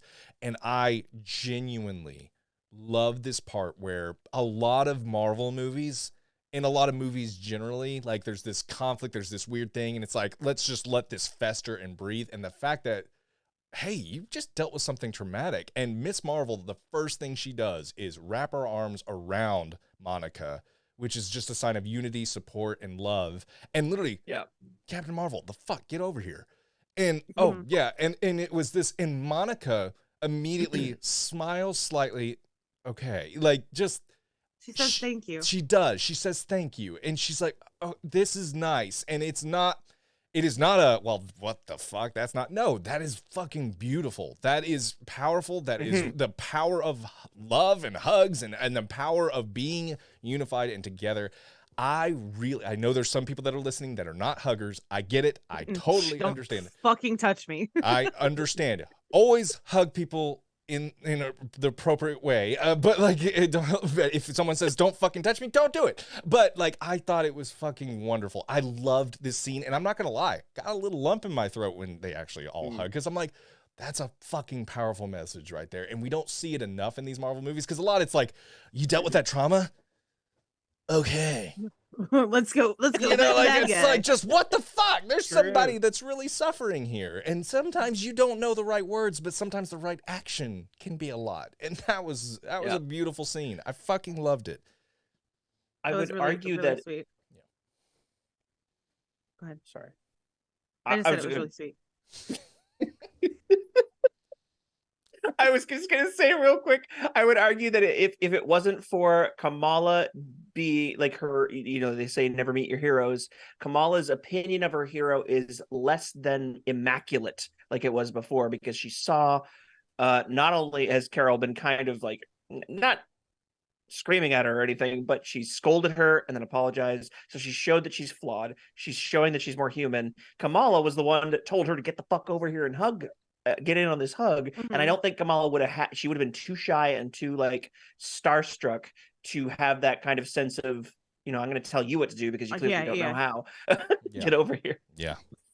Well, and it's even before this, isn't it, that they have like their proper introduction that Carol says like, I'm sorry, I was a little harsh before, and Kamala says like, thank you.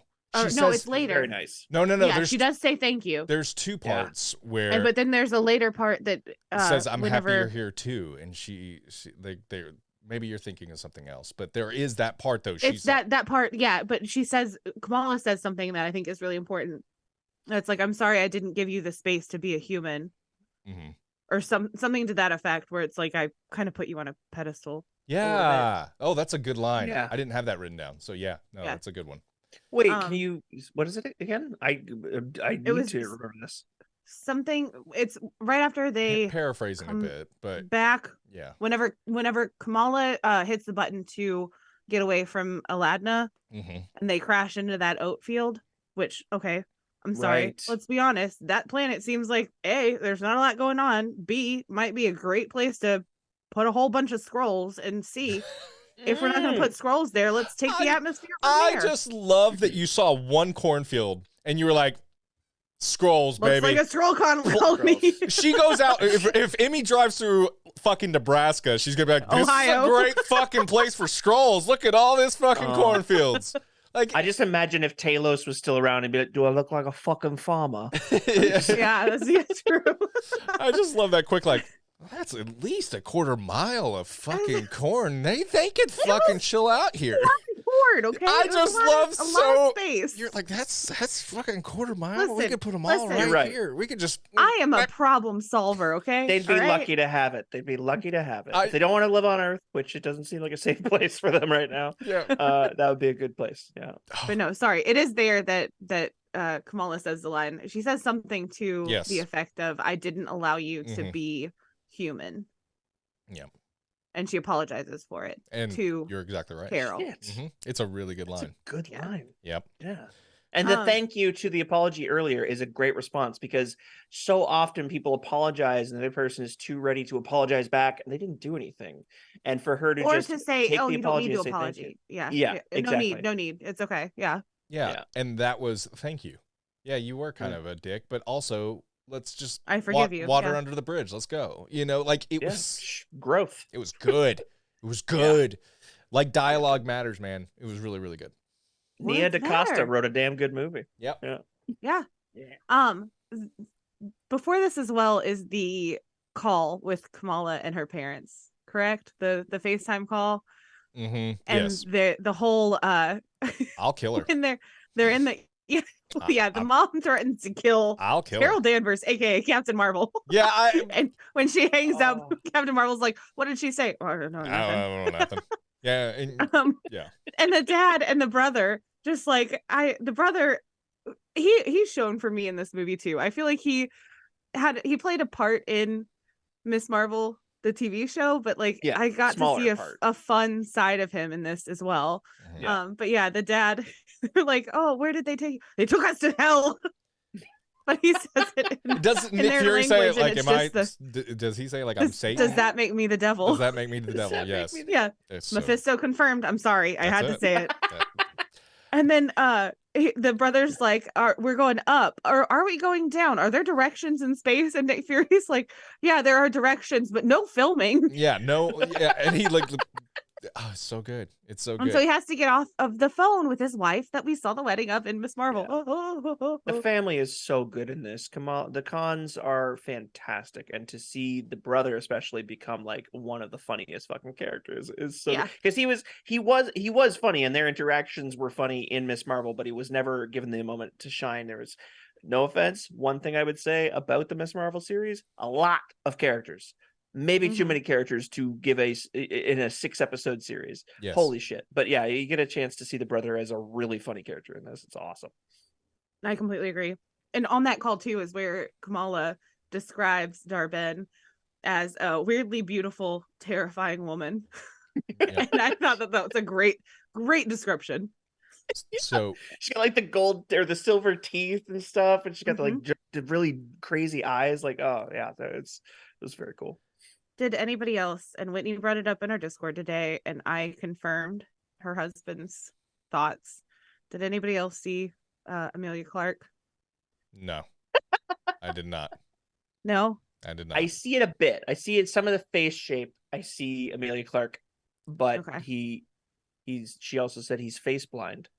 So okay, well then maybe I'm also. Yeah, I didn't see it. Sorry. Okay. I had that thought a couple times, and I knew it wasn't like, I wasn't like, yeah, no, that's definitely the Daenerys. Like I wasn't like that, but I did have the couple times I was like, damn, they look a lot alike. And I don't think they actually do, but yeah, I don't think they do either. But I think it's in the eyes. I think it's the eyes. Yeah, but the eyebrows just where they different. are on the face. They're not like super far apart. They've got like them right there. Yeah. So we see one of my favorite scenes from this movie is Intergalactic by Beastie Boys. Is honestly, anytime I get a brand new speaker, headphones, anything, that's the song I put on to test it out. I will put on Intergalactic by the Beastie Boys because I want to hear it. I got my AirPods Pro, and that's the first fucking song I listen to, and I will put it on. Hey, got these headphones, I'm gonna put on Intergalactic. That's how the bass is really good here in this. It gets all the waves for me, so I get everything I want to hear and know exactly where it's at. Anyway, okay, so Intergalactic, they're juggling, they're jumping rope, they're figuring things out, they're sliding around, they're balancing books. It is a fucking wonderful, like, let's sync up. I really good montage. Really like this. This was just a fun fucking montage. Enjoyed it. What's the first line of that song? Intergalactic. No. That's it. They say that right at the beginning. Oh, okay. Intergalactic. Yeah. And then? Another dimension. And then? You've asked me this first. Tell me to smile. Oh, shit. Okay, well, technically mine was right, so. Okay. Yours was right. All right, fine. All right.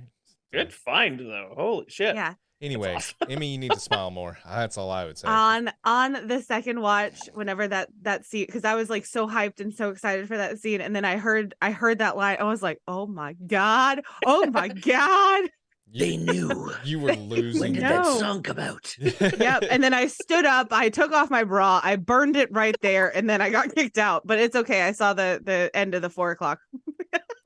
So you snuck into the 4 o'clock movie to watch the ending of that because you got kicked out of the. How did you sneak back in? Especially with no bra. I put on a mustache. The big and nose. Like, no one with a mustache would wear this. I took the ashes of my bra and made a mustache. Everyone's like, resourceful. Holy shit. Oh my goodness. Anytime you need to make a fake mustache, burn a bra. Burn a bra. Quickest way. Right there. Most effective. Yeah, most effective.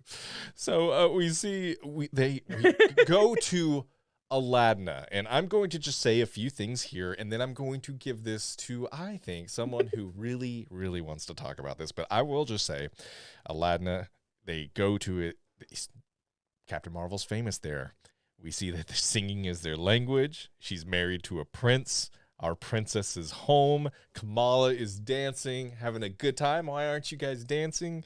The Marvels are introduced. How is that already here? They dress, they sing, and he talks. The prince talks. Yeah, he's bilingual, by the way. Costume. That joke. It's such a good joke. It's such a good joke. I did like a, not even a snort. It was like a. Just explain that away. Piece of cake. Yeah, that was so smart. I like that joke. This is where the three of them get their costumes as well. They have 3 brand new costumes, and by the fucking way, the colors pop.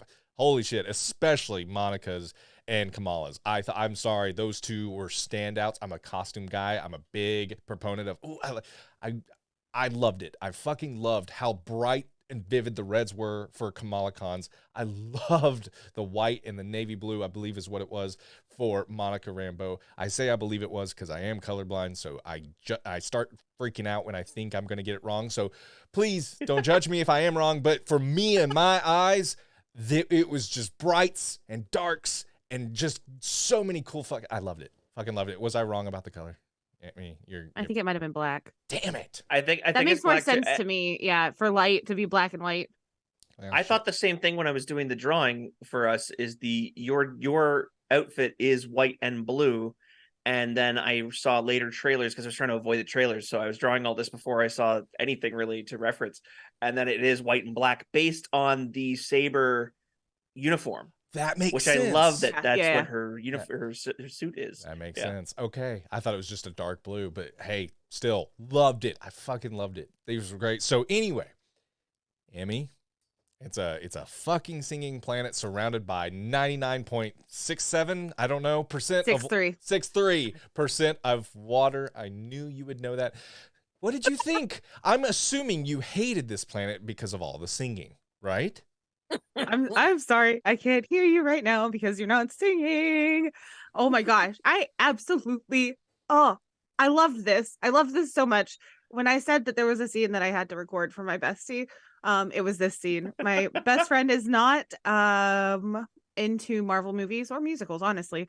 But there was one time in college, freshman year, that me and her and another friend were singing everything that we said, and there was another friend that was with us, and she would try to say something and we'd be like, I can't hear you if you're not singing, and she got so mad that she went off and went back to the dorm. She just stormed off. And we continued on with our day. And that's it. I'm sorry, Shannon, wherever you are. It's Ohio, but Shannon, no, I don't even think I'm sorry about it. It was a great memory.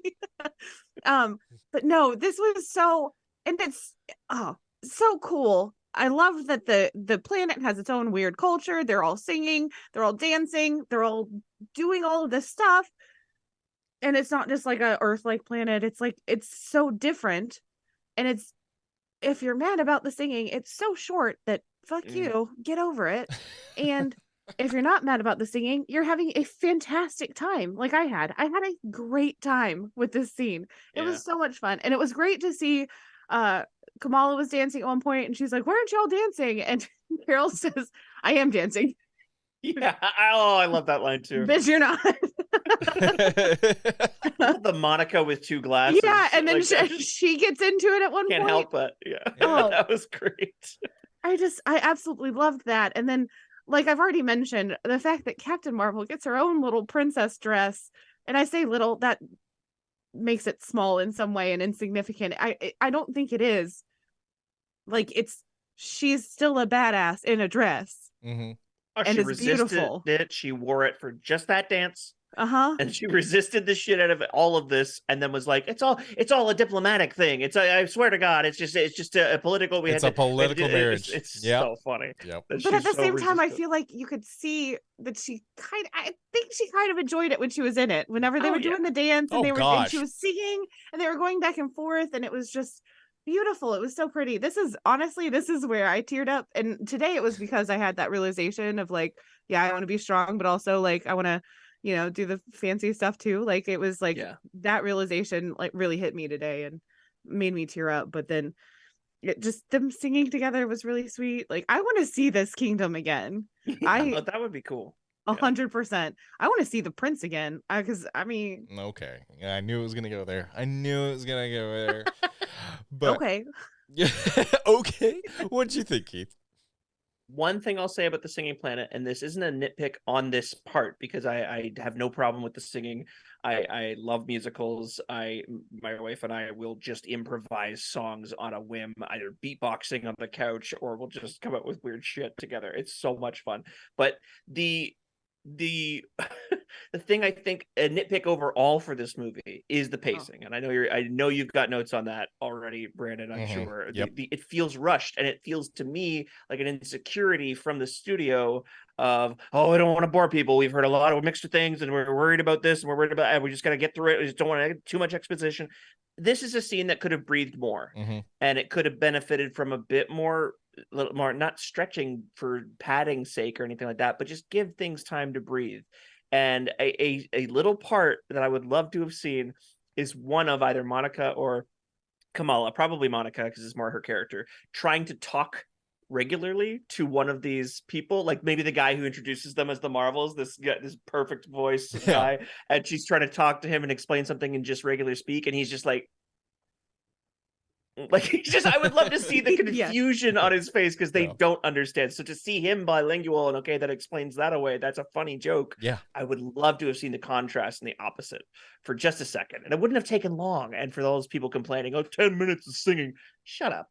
Yeah, agreed. Well, and to your point too, it did feel rushed, especially when because it goes from Carol on the dance floor saying we need to talk, oh, he's bilingual, teehee, and then they're suited up ready for battle. Like you don't get to see that talk, you don't get to see, because there could have been, like Keith said, some really funny interactions there where like Kamala says like, oh, well, we should probably do this. Oh, I'm sorry, I meant we should probably do this. Like it was like there's some potential there. There was a lot of potential. There was a lot of potential. And hopefully we do visit this planet again, because I mean, even the way I took my notes really emphasized how rushed we were going, because I thought you were going to say you wrote them in song. I did. I with key 4/4 time. 4/4, yeah, exactly. Bass clef and all. Yeah, bass clef and all. Shout out to our band nerds that. But I will tell you, it was just one of those things where I literally put bullet points, and when I was putting bullet points, I was like, oh, this is going so fast. Boom, boom, boom, boom, boom. I didn't have enough time to write things thoroughly out. It was just okay, high level, high level, high level, high level, and that emphasizes what you both are saying, is how quick we are going and how quick. And this could have, I am not a musical guy at all. This was fucking funny. This was just funny to me. Like, I thought it was a good, fun time. Emmy said that, and I agree. I was having fun throughout this because, one, I thought of all my musical loving friends, and Emmy included. I was watching this, I was like, okay, she's probably having a blast here. So it's like I'm having fun through them right now, like, because I know how much this means to them. But in addition, for the fucking Marvel universe, let's add a singing planet. That's fucking hilarious. That's great. We have seen the head of a celestial being floating around for being mined for resources. So we can accept that, but people using singing as their native language is like, well, fuck this. This is not what. Shut up. I mean, I'm just having a good time. Literally, the Marvel universe, it's a universe. It is it can have as many possibilities as we want. Why make it so linear and so narrow that only fits your certain view of it? That's why it's a universe. There's so many different facets, and it's for everybody. And I think singing fucking planet, yes. Now, if they release a singing show, fuck. Oh, yes. Because I'll have to review it, and I don't want it. However, I like this scene a whole lot. I thought it was great. I thought the range again from Brie Larson, once again, she was dancing and she was singing and she was just she got snapped right into it. I thought it was cool. I thought it was really, really cool. I think all of our points. Okay, this was major nitpick of mine was that there was not more musical. And I had that written down. I just had to, I glanced down at my notes and I was like, oh yeah, I forgot that I put that as kind of a joke, but like, I feel like we all feel it. Like there should have been more here. Oh, Yeah. this was good. And honestly, if you are somebody who is like, well, I had to sit through 10 minutes of a musical, look inward and ask yourself, when was the last time that you felt joy? And reflect on that. I honestly would argue if it was 10 minutes. I don't know. It is but, not. Yeah. It's But less than 5. Right. Yeah. But so we see in the same place, Aladna, there's ships. The army of Hala is here. We see Darbin coming in. And I love, where did you get that bangle? My grandma. Fucking love. She mailed it to me. She mailed it to me. What a delivery. Her face. I could watch her deliver that line all day. My grandma, just like this, just teen that's like, yeah. I loved it so fucking much. But we see the jump point, and it's just, it was a war. It was a battle, and we see the Aladna army have to fight. I wish this would have felt a little bit bigger scale. Here's a little nitpick for me, just because it felt like, an army of 20 dudes facing an army of 18 dudes. It didn't feel big, and I want this to feel bigger because these are warring planets potentially, and I want, to me, a scale. Now, you can have problems with that because it feels less personable. I get that. But I would have liked to see a big scale invasion and then a subset where the Marvels are. They create that jump point and they get out of there, and but it was also really, really stressful because they created a jump point. Once again, Kamala, Miss Marvel defying Captain Marvel, where I can do this. It creates the jump point. They go through, and that is where they end up in the field of wheat. It's about a quarter mile long. Perfect place to put scrolls. So that it was. I thought everything about Aladna, even that part. I love that Kamala, as much as she is infatuated with Captain Marvel, she's a hero in and of herself too. And she made the sacrifice play here. Hey, we're gonna lose ourselves. She kind of flipped a little bit in a good way. I liked it. I thought it was really like, okay, we gotta think of a bigger picture here. So yeah. I had a nitpick here. Oh man, Aladna had a nitpick. I know. Okay. At the very end, did they make it? Because they just left. Yeah, they pieced. Oh, that would be awesome if Aladna just totally just done. We don't have to worry about a singing planet. That's great. I like that. Okay. At the very end, when Fury comes back to save her, he says, how is everybody when they're putting all of Monica's stuff in a box? How's it going? I think is what he says. Yep. And then they say, oh, the planets are going to be fine. Yeah. Again, I'm sorry. We didn't get enough of the musical planet, because how is it going to be fine? They just sucked up all the water. Yeah. It's one of those things that does get glossed over. It's I don't know who set the pace for this movie or who demanded it to be so fast, but that is one of the things I think you could let breathe a little bit more and explain this planetary stuff going on. Well, same as the conclusion of this is we saw Hala breathe. Siphoned a bit. We saw Hala breathe. They're fine. Saw Hala. They're fine. We need to see every planet breathe. Come on now, guys. For a second. Yeah, just all the planets swimming. Yeah. Right. Okay. Swimming. I do appreciate that it was a tight hour 45, but I think that it could have also easily been a tight 2 hour 15. And I think it would have helped it, like you said, breathe a little bit, like Hala. So there is a scene that is in the cornfields where I do want to touch base. Once again, this Monica, the Captain Rambeau and the Captain Marvel dynamic is basically Captain Marvel just comes right out and says, I didn't want you guys to know. I didn't want you guys to see, because that's why I didn't want to come home. And beautiful line here that Captain Rambeau delivers. That's not how family works. And it's one of my favorite lines is from a band named Fun, and everyone knows the album Some Nights, but they actually released an album before that called Aim and Ignite, and it's one of the best albums you'll ever listen to in your entire life if you give it a chance. And one of my favorite lines from that album is, they love me for all my big mistakes. you know. And I think sometimes we think, well, we're just loved because the good part of us, or the happy side, or the things we do right. That's why you love me, because I took out the trash today, or I made you feel good, or I bought this for you, or, you know, I went to work and I earned a paycheck. Sometimes your flaws are the most beautiful thing about you. And sometimes that is who shaped you to make you who you are today. So I just want to give a shout out to Captain Rambeau saying, hey, that's not how family works. And I want to give a shout out to anyone struggling that, hey, maybe you've made some mistakes, but we love you for them, because that's who made you what you are. And give yourself a lot more grace and a lot more patience, because you deserve it. Mm-hmm. And I think that's a tie back to when Mrs. Khan in the living room, whenever Carol and Monica are both there, and Yosef says they don't look like they're related, and she says family is complicated. Family dynamics, they can be complicated. I loved it. Yeah. I loved it.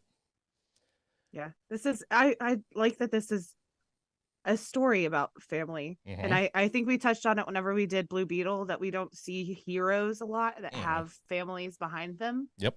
And here I feel like we have we have Kamala, who definitely has her family behind her. We don't see heroes who have families behind them often. We have Kamala, whose family is behind her. And then we also see the chosen family of Monica and Carol, and how they are kind of a little bit of a family, even though, well, she calls her it's aunt, complicated. Like 2-3 times. They're like, oh, did you say aunt? And like they're bringing that up. I like that is the way that she looked at her. And it takes a bit of Kamala and the relationship with her family, and them both getting to see that to repair what they have lost, and take, you know, at a great example. Yeah. So and I feel that, like, I have an aunt who's not blood, but Family's not blood. Family's what you make it. Vin Diesel taught me that. So anyway, that was a beautiful sentiment. You took it to douchebag territory. What? Hold on, I got to do my Vin Diesel voice. Family. Oh, that was just my voice. I'm sorry, that was Ghost Rider. That was Ghost Rider. Yeah. I'm Johnny Blaze. Family. Anyway, bringing that back. I'm gonna do Bane. Oh yeah, hold on. Family. God, I'm just gonna say, please say family. Hello, Batman. Have you heard of family? So there you go. I was born to a family. Oh shit! Families belong in sewers, Batman. It doesn't make any sense. But we see the evacuation of kitties. Oh my God. Once again, going back to Emmy's original point, if you didn't like this, I don't know how much fun you have, but this was fucking funny because honestly, hey, we got there's flerkens. Tiny nitpick. How is Goose able to have eggs all of a sudden? But it's like there's my flerken. Sorry.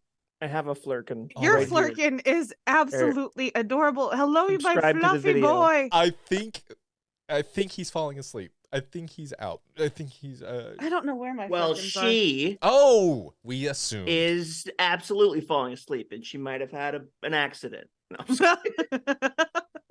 I love how she's like she's so tired. She's like, all right, where are we going? You just picked her. That is her permanent face, by the way. Oh, we can't change it. I love kitties with resting bitch face. Yeah. I love it. Oh, I have a tortie with resting mischievous face. That's what she is. I mean, constant. I gotta let her out. Oh goodness. So but yeah, Tonks has resting bitch face, and Mr. Farrell has resting doot face. But I love the cats in the scene, and I love when Captain Rambeau comes in, and she literally is like, I can't. I can't. And there's like all this chaos, and also there's not enough ships to evacuate, so easy thing is just flerkens. Boom, we got a bunch of flerkens, perfectly timed. Like I said, a little nitpicky because it was like, okay, this is kind of just perfect. Like sometimes I don't like when everything is just... It wasn't perfect, it was perfect. Oh, yeah, okay. Snap. no snap, no. But yeah, I don't know. I was like the eggs. I thought the scene that it set up was really fucking funny, especially the cats just floating in front of the screen very slowly. I was in the theater. There were some small kids, and they lost their shit during the scene. They thought it was really, really funny. And this is the screaming and terror and the music from Cats the musical. Oh God! Cats, Okay, the musical. That's what made it for me. The fact that memories. Yeah. It's playing in the background and everybody is horrified because I don't know if you guys saw 2019's Cats, but it is horrifying. It's a thing of horror for sure. It is awful. It I is never a saw it. cursed text. I never saw James it. Corden. Don't see it. I think I blame COVID on Cats. It lowered all of our immune system. Yeah, I truly think that it was like we didn't think about if we should before we did it. It was like, why? I need a graphic of one of their asses because I saw that online and it was so horrifying. It was really, really funny. So yeah, if we could, wherever we want to put that, but yeah, it was. I love the PA system too. Don't run, and everyone just no one's running. listening. Everyone's running. Fuck that. You know that juxtaposed with them. Yeah. It's a great sequence. I was absolutely dying laughing. The people who were behind me today, I don't think had ever seen the movie. There were things that like I knew were coming that they laughed at harder than I did, but this one I knew was coming, and I was in like doubled over. It was so fucking funny, and it is the memories alone. The movie, Cats, the musical. Honestly, like I will shit on that. That is a fever dream from somebody who smoked a lot of pot or harder drugs. Shout out to my wife who loves Cats. Oh, I'm so sorry. I'm really sorry. I do not get it. Yeah. And I love musicals. I love them. I will forgive a lot, but that is wild. But the song, just the song, Memories, usually makes me bawl. Absolutely. Like it is so sad. It is so heartfelt. Like I feel it. That is one good thing that came out of that musical. Did you want a little Rum Tum Tugger is a curious cat? Is that what you would have maybe preferred a little bit, you know? I listen, all of it was psychotic. Okay. All right. Fair enough. That song honestly is a little bit of a banger. You're gonna go back and watch the original musical, and you're gonna come back. And absolutely, we're gonna have to amend this episode with a. By the way, I love Cats now. It's a great fucking musical. So yeah, I will never that movie. Not 2019. Like the original musical. The original. Okay, I'm sorry. I don't know how the original musical that is straight up adults dressed in kitty cat costumes would make it better. At least the movie has CG. Have you seen the CG? It is wild. They've never seen cats before. They never have seen a cat before, ever. No, it's not good. Not a fan. Yeah. Not a fan. No, but, okay. Oh, sorry. Putting all that aside, but like I said, doubled over laughter. Like Memories usually makes me cry. This time I was crying with laughter. But okay, as soon as Kamala's mom says something like she calls Goose a she and says she's looking a little pudgy, you might be overfeeding her. And then when they call that thing an egg, I'm like, I know where this is going. Oh shit! And also, I didn't either. we all know that all cats are girls, and all cats are all cats are girls, and all boys are dogs. Right? We all know this. Did y'all not think that when you were a dumbass kid? No? Okay, just me. I'm an idiot. Yeah, Emmy, do you want me to edit this out or leave it in? I'll edit it out. Leave it in. I'm editing it out. Don't worry. No one will hear this. This is good. No, I was trying so hard to remember a thing that my wife and I just talked about, like a kid belief, like a silly kid belief that you don't understand until later. And I'm trying so hard to remember. We both had two different examples than the cat thing, but that is another one that for sure I heard a lot. I'm sure. Yeah, that's something. I leave it in because the Discord, somebody's gonna be like, "No, I totally thought that all cats were girls and all dogs were boys." I was never even contemplating taking it out. I was just totally joking. Yeah, I was. No, I know. Don't worry. I understand that. No one's hearing this conversation. It's all edited out. So it's good. Cool. Yeah. But yeah, I just had an intrusive thought that had it come out, it would have been really bad. I'm kind of curious, Keith, your thoughts, because it was funny because I went into this, I didn't like the setup but I love the punch line, I guess. Maybe I didn't like the setup of the delivery, but I liked what it's, ultimately led to was floating cats in space to a cat soundtrack. And Emmy obviously doubled over laughing, really thought the whole thing was hilarious. Especially a guy, I know you are a little bit more kind of on that. Oh, is this really? How's this? What do you think of the whole egg laying business, or the let's use flerkens because we suddenly don't? This amazing technological ship doesn't have enough pods for evacuation. I'm sorry. Well, something happens to Oh, them. it's Doesn't something the happen to them? Titanic again. Yeah, Oh my. the jump point is Oh. taking energy. Okay. Well, Right. okay. My apologies. Then maybe So they were down to like that explains it a 15 little bit escape better pods. for me then. But I still okay. But then all of a sudden, It was a lob. It was an easy out. It was, and it was very silly. But if you're feeling like, if like the whole tone of the movie kind of goes in this direction, to expect the silliness and to accept it. And I think silly done well is a great thing that Marvel is capable of. Silly done poorly, and where it doesn't make sense and where it doesn't belong, is something that they've shown that they can do too. So I felt I leaned on the side of, this is the kind of silly I wanted to see. It also made me think about, and I was watching Captain Marvel, the first Captain Marvel in preparation of this. I call it the first. This isn't Captain Marvel 2. You understand? Anyways, right. blah blah blah. When you meet Goose and Nick Fury walks up and is immediately talking to it like a cat, and baby talk or pet talk or whatever you want to call it. But Carol Danvers looks down at it and goes, and walks away. She knows that that's a flerken. Mm-hmm. And to me, flerken can understand human speech. They are much smarter. So I think that, because you even see a scene where Goose is encouraging one of the kittens to swallow that person, and she says something like, meow, probably like that. 90% sure it was meow. But then and then the little baby flerken swallows up the person. So there's an intelligence there that I thought was really funny and made it a little more like, I'm more interested in these weird cat creatures than I was before. And could the CGI have been a little bit better? Yeah. Maybe, but Maybe. I liked it enough that I was so invested in how silly this movie was and how fun this movie was that I was having fun the whole fucking time. All and the right. Memories song definitely put it over the edge for me. I was like, yep, There it is. This belongs. All right. Good deal.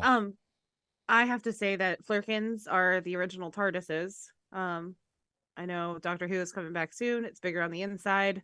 Oh, and there we go. I'm just saying. But also there was a point when Miss Marvel, and I truly think that she meant it, when she puts up the light wall and stops the guy from running down the hallway, and she says, "I'm sorry." And then the flerken eats him, and then the flerken turns around and looks at the camera and like does it to the camera. Jump scare both times I saw it, and I knew it was coming the second time. Yeah, both times. Wow. I'm a dummy. So You're confirmed. Just a scaredy cat. Confirmed. Scarier than Five Nights at Freddy. All right. Yeah, you know what? Yeah. There you go. We just confirmed it. There you go. So it's a horror film. We go to the Darbin. She wants our son, and she creates a jump point. That's kind of what's setting up this whole new scale. And we see, in order to close the jump point, we need both Bengals to close it. And there's a fight. Holy shit. Darbin and the Marvels fight, and we see it's just a kick-ass fight. There's hardly, I can't really write too much notes, except that it gets down to the point where they pin Darbin. There's a moment where it's pretty dire for her, and they have this, hey, we're gonna work together, and I believe Darbin too, because I think ultimately Darbin was rooted in very good, it's like, I can understand that's a good villain to me. Mm-hmm. She wants resources. The resources were taken from her land, and she's trying to bring it back. I believed her too. I was like, yeah, fucking bring Darbin back. Let's get this all. And immediately she's like, no, fuck it. I'm taking both Bengals. Bah! And then she just explodes. They were like, yeah, holy shit. So can't handle it. Yeah. So a lot to take away here. What do you have, Amy? Okay. I appreciated, even early on in the movie, she says something that leads you to believe that she is willing to die for this cause. Yes. So I appreciate that in a villain. I get what she's trying to do, but like I said, I think there's other planets that she could take from, and it's kind of petty, in my opinion, that she's going after places that Carol Danvers loves and Ooh, calls home. that's a good point. That's a very good point. Yeah. Yeah. Petty, but also the person that took it all away from you. It's like, yeah, I know. It's kind of hard not to be like, oh, I can see it. I can agree. I get it. Yeah. As someone who likes to be petty as fuck as well, like petty sees petty. Yeah, like yeah. I get it. I'm not shaming it. I'm just saying there was another way that probably wouldn't even put her on Captain Marvel's radar, and she could have gotten Hala back, and she could have not died. Well, no, she probably still would have done the bank. Well, she had to get the bangle. Oh, okay. Anyway, that's neither here or there. This was a really cool fight scene. I had this thought today when I saw it, and this is the rage in my uterus that's talking right now. I really would have loved to see them kick the shit out of a man. Oh, and I'm sorry. Like I love again equality. I love that it's a female villain. I love it, but the rage. You know what you would have seen all over the internet. Oh yeah, that, right? yeah, 100%. But for me in my soul, I just really would have enjoyed it. Yeah, no, Amy I does thought not. about that too. I was like, no, I get. It's a fair point, and yeah, no. And again, it shows equality. Women can also be bad guys. Women can also be. Oh, Hella already set that in motion. I don't know. It was not Darwin that set this whole. I mean, we've seen some. Well, no, but Hella was villains. defeated by men. This is a woman who gets defeated by women. So this is, breaking new ground in its own way. Thanos headbutted Carol. We've seen her fight a titan like Thanos before and hold her own. But this is, I liked the equality of this as well. It was like, women can be both heroes and villains, and that's okay. No, they can only be heroes. They can only be heroes. That's the only thing. Have you ever met a mean woman? I haven't. Not in a million years. They're all just angels. That's what I'm saying. No. I know. I'm just saying, like, he's being facetious. It is. I know, and I understand, but I'm just telling you that the rage in my uterus bubbled up a little bit and was like, oh, you know what would be cool. That's painful. Yeah, I wouldn't. Yeah, it is. 9 out of 10 doctors don't recommend it. Not at all. So we see that what's really, really cool here is obviously the explosion, and we see that jump point that is created from there, and the Bengals are floating, and in order to, there's now a hole torn in space-time. I love the very simplistic way that Captain Rambeau explains it, and hey, after she explains it in the most complicated way. Yeah, I didn't write that note down. I did not write those notes down. No, I didn't either. I didn't understand it. But she punches from, it needs to be punched from the inside, and they need to power her. Like she basically needs to use all of her energy fields to actually like close this gap from the inside. Anyone thinking, well, you're closing it from the inside, you're gonna get kind of little nitpick here. Oh yeah, 100%. Yeah, I knew what was coming, and I'm sorry. I know Kamala and Captain Marvel are. I think they're very, very smart from what I've seen, and no one's like, well, you're going to be on the inside. How's that going to work? No one thought that. They're like, fuck yeah, let's get you in there. And then it's like, wait, what? What's happening? You're close. I'm like, no. It was such a powerful moment. Seeing her fucking powered up, full blown, and higher, further, faster, fucking, like, literally lump in my throat. Nitpick is someone had to have fucking known. Say, hey, you're going to sacrifice yourself if you do this. We need to find another way. She goes, no, Carol, this is what I want.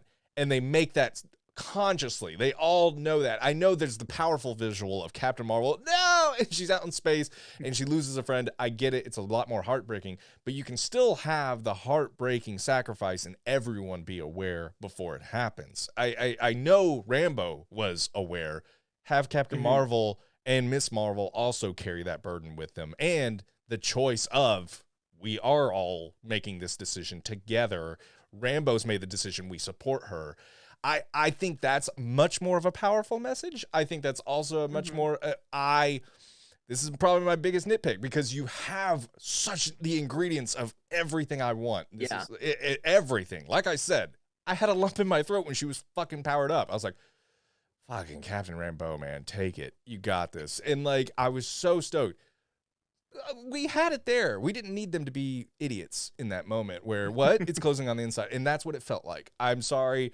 Yeah. It was definitely, to me, could have wrote that better. Either the inside part is not there, she just does it from the inside and doesn't communicate, and then that's when they realize it, or you communicate it clearly, but that means yeah, I know, but that's my choice. Fuck yeah, okay, let's go. I like that more. Sorry. I agree with that. I do. And yeah, the fact that I realized that as a viewer and they didn't realize that she was going to get stuck on the inside. Yeah. Like that. Yeah. Now that you've said that, it really truly does bother me. Mm-hmm. Yeah. I did like the line, at least, that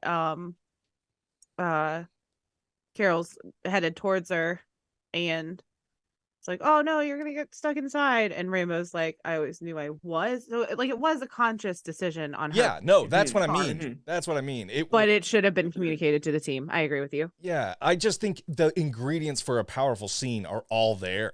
It's like that's what probably makes it more frustrating. The ones that are just a complete swing and a miss, that's tough. But when you almost cracked a home run, like you had all the makings and you just kind of whiffed it, and it was an out. You know, it was like, I mean, once again, it's still it still hit me in different ways, but just a little tweak here and there, I think could have just shot it to another stratosphere and a more powerful message. Just my opinion, though. I feel like this is one of those things that happens with the ripple effect of the pacing. That being the biggest nitpick, I'd say, is like, okay, whoever's in charge of the editing of this movie, were they just like, oh, we've seen a self-sacrifice before, we all probably know, the viewers probably know that she's going to be fine and she'll be in the post-credits scene, like we know we've seen it all, we can't fool our audience anymore. But for those people who maybe are seeing it for the first time, just spend a little bit more time on it. Don't go home by 5.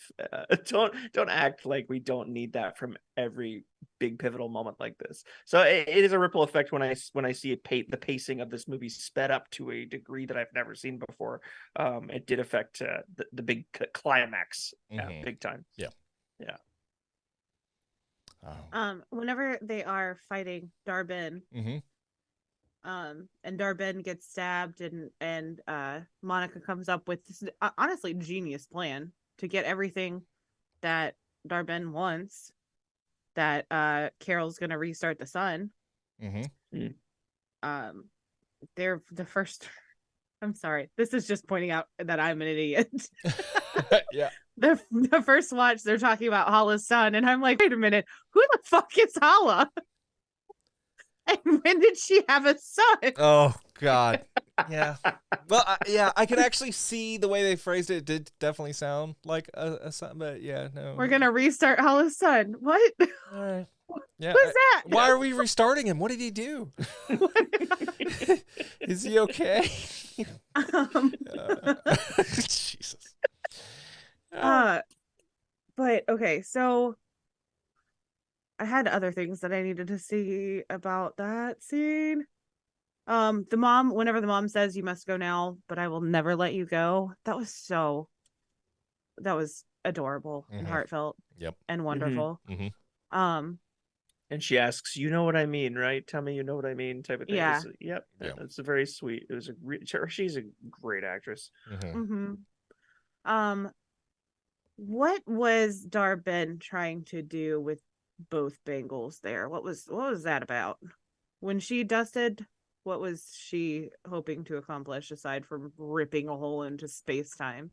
Which what does that help, Paula? Was she trying to ignite their son?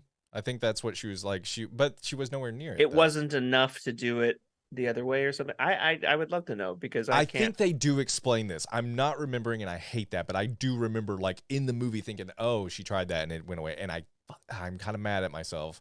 But yeah, I know they explained this. I know for a fact. Let's ask the fans. Yeah. Tell us. Hey, listeners. Tell us, because here's what I saw. Here's the series of events from my brain. Okay. Mm-hmm. From how I understood them.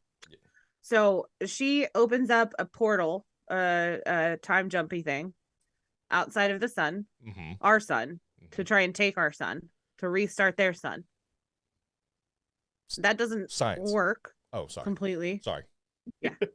Science. Sorry, Of course. I jumped ahead. I'm sorry. And that doesn't work. So she does end up getting the second bangle. Science. She's got a surefire plan that if Captain Marvel just, zoots through it, that it will Science. restart the sun. Restart the sun. Science. Yeah. Yeah. Science. Mm-hmm. And instead she's like, fuck you. Science. Science. And then dies, rips a hole in space-time. Mm-hmm. And it's not even a hole to her planet anymore. It's a hole to another multiverse. It's a hold of the X-Men. Yeah. Science. Thank you. I mean, you got to it. Yes. Yes. I don't understand what that final ting was for. And Wonder Woman. Oh, call My back God. to Wonder Woman. But also, didn't Kamala do it and she didn't burst into a million space rocks? Like, what the fuck was that? Because she was born for this. The Bengals traveled through space and time. And I felt that again That's a good line. today when I was watching this, when Okay. she says these Bengals traveled through blah blah blah Space and time. whatever. You got it. I was born for this. Again, waterworks. I was just like, oh yeah, you were. You really were. Yep. Well, so we see obviously that, hey, Monica also gives that speech, which we alluded to earlier in the podcast about, hey, I've done quite a few things I wasn't expecting. You can power the sun. She explains it in science ways. Sorry, didn't write all the notes down there. But we see Kamala come back to Earth, and they basically, and Nick Fury, like, hey, I'm glad your parents are happy, but status report. I need you to let me know what's happening here. And we lost Monica. And, well, where's Carol? She's going to fulfill a promise. And she powers the sun. What a fucking cool ass visual. I really, really love that. And I thought it was, pretty damn cool. It was really cool. I'm sorry. I need to put everybody, not if you're driving, but like everybody just close your eyes for a second. If you're driving, keep your eyes open and on Keep your eyes road. open on the road. But everybody, I need you to close your, not if you're everybody. operating heavy machinery or you're at your job and you could get in trouble for sleeping, don't close your eyes right now. By the way, so if you're in a place where you can close your eyes safely. There we go. And if you can close your eyes. Thank you. Close your eyes. All right, me. sorry. Now go in. Okay. I apologize. All right. You are in Jersey City at a beautiful park. All of a sudden, a spaceship crash lands next to you, and out comes, like, I don't know, 4 people and a whole bunch of cats. And then the cats start vomiting up people. Yeah. The fact that there was a man there having a picnic, Yeah, I want to see noticed his it too. movie. I want to see that movie. That's great. Where do you go from there? Yeah. Where do you, like, hey honey, I just got home from the park. And I brought home a cat and a person. Yeah. At that point, I would be Captain Rambeau. I would say, I can't. Yeah. I would just get up and walk I can't. away. I just can't. So, yeah. Before that part, I also love the fact that Kamala's brother is praying over, Oh yeah. over Nick Fury's shoulder. Are you praying? Don't stop now. We Yeah. need all your help. Amen. Amen. Amen. The whole fucking time. It was so good. That was awesome. I feel like it's funnier even coming out of Nick Fury's mouth, who has met Thor, Yes. who is a god, and Loki, who He's is a god. Like, I think it's at just- this point, he's like, Yeah, let's do it. Let's do Bring it. them all. Yeah. So we go to Louisiana after all things are said and done there. And it's obviously the Rambo's house. And it's Captain Marvel who's keeping it warm until Monica comes back. I love this. Basically, like, hey, she's going to come back. And obviously the shock of losing her, but we haven't lost her permanently. And I love that we quickly got there and we understood that. Yeah. And it's a perfect place to raise a family. Just a really, really funny wink and a nod from the mother who's just obsessed with her kids and just wants everything for them. Really, really cool. They get in the airplane and it's cool. It brings it back to where we first saw or where we saw a lot of Captain Marvel in the first movie, and really, really, really, really touching scene there. So It's really sweet. It's really Hoven. really Hoven. It was cool to see the change. What? Hoven. Joven means Joven. young in Spanish, and I don't know why, but it became it's just like a word for sweet in my friend group, and I don't know where it came. I don't know how that happened. Yeah. But it's just Cool. it's I like did not cute. know. It's adorable. It's Joven. It's funny because Emmy has said that either on the podcast or outside of the podcast, and I've just gotten used to her saying it now. So I'm like, yeah, Hoven. Like I just got it's right Hoven. with it. So she uses it in casual convo as well. So this is like, oh yeah, okay.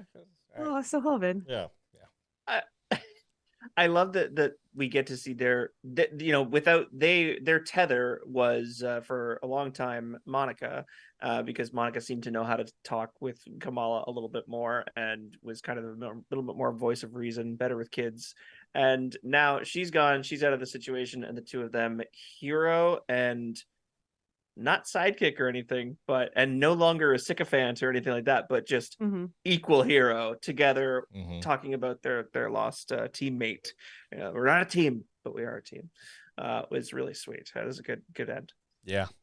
It was really sweet, and I do think that we have to point out something here that I caught. Okay. What'd you catch? And I am proud of myself for this one. So whenever it does the flashback to Maria and Carol, Maria says something like, when it's only until Maria comes back, and that was during the dusting. Like, you have to watch Goose only until Maria comes back, then Maria gets Goose, basically. Yeah. Which there was no guarantee that those people were coming back. When they're in the plane, she says something like, oh, do you still fly this thing? And Carol says, like, oh, I don't even have the keys. I'm actually just watching it for a friend or something. And like, and Kamala says, until Monica gets back. Kamala. And they're like, yeah, both of them. God damn it. I knew I would do it at least once. Gosh, you were so Kamala. close. You were right at the I end. know. Man. Yeah. Damn it. Kamala says only until Monica gets back. So this is now the mom, Maria. This is Kamala.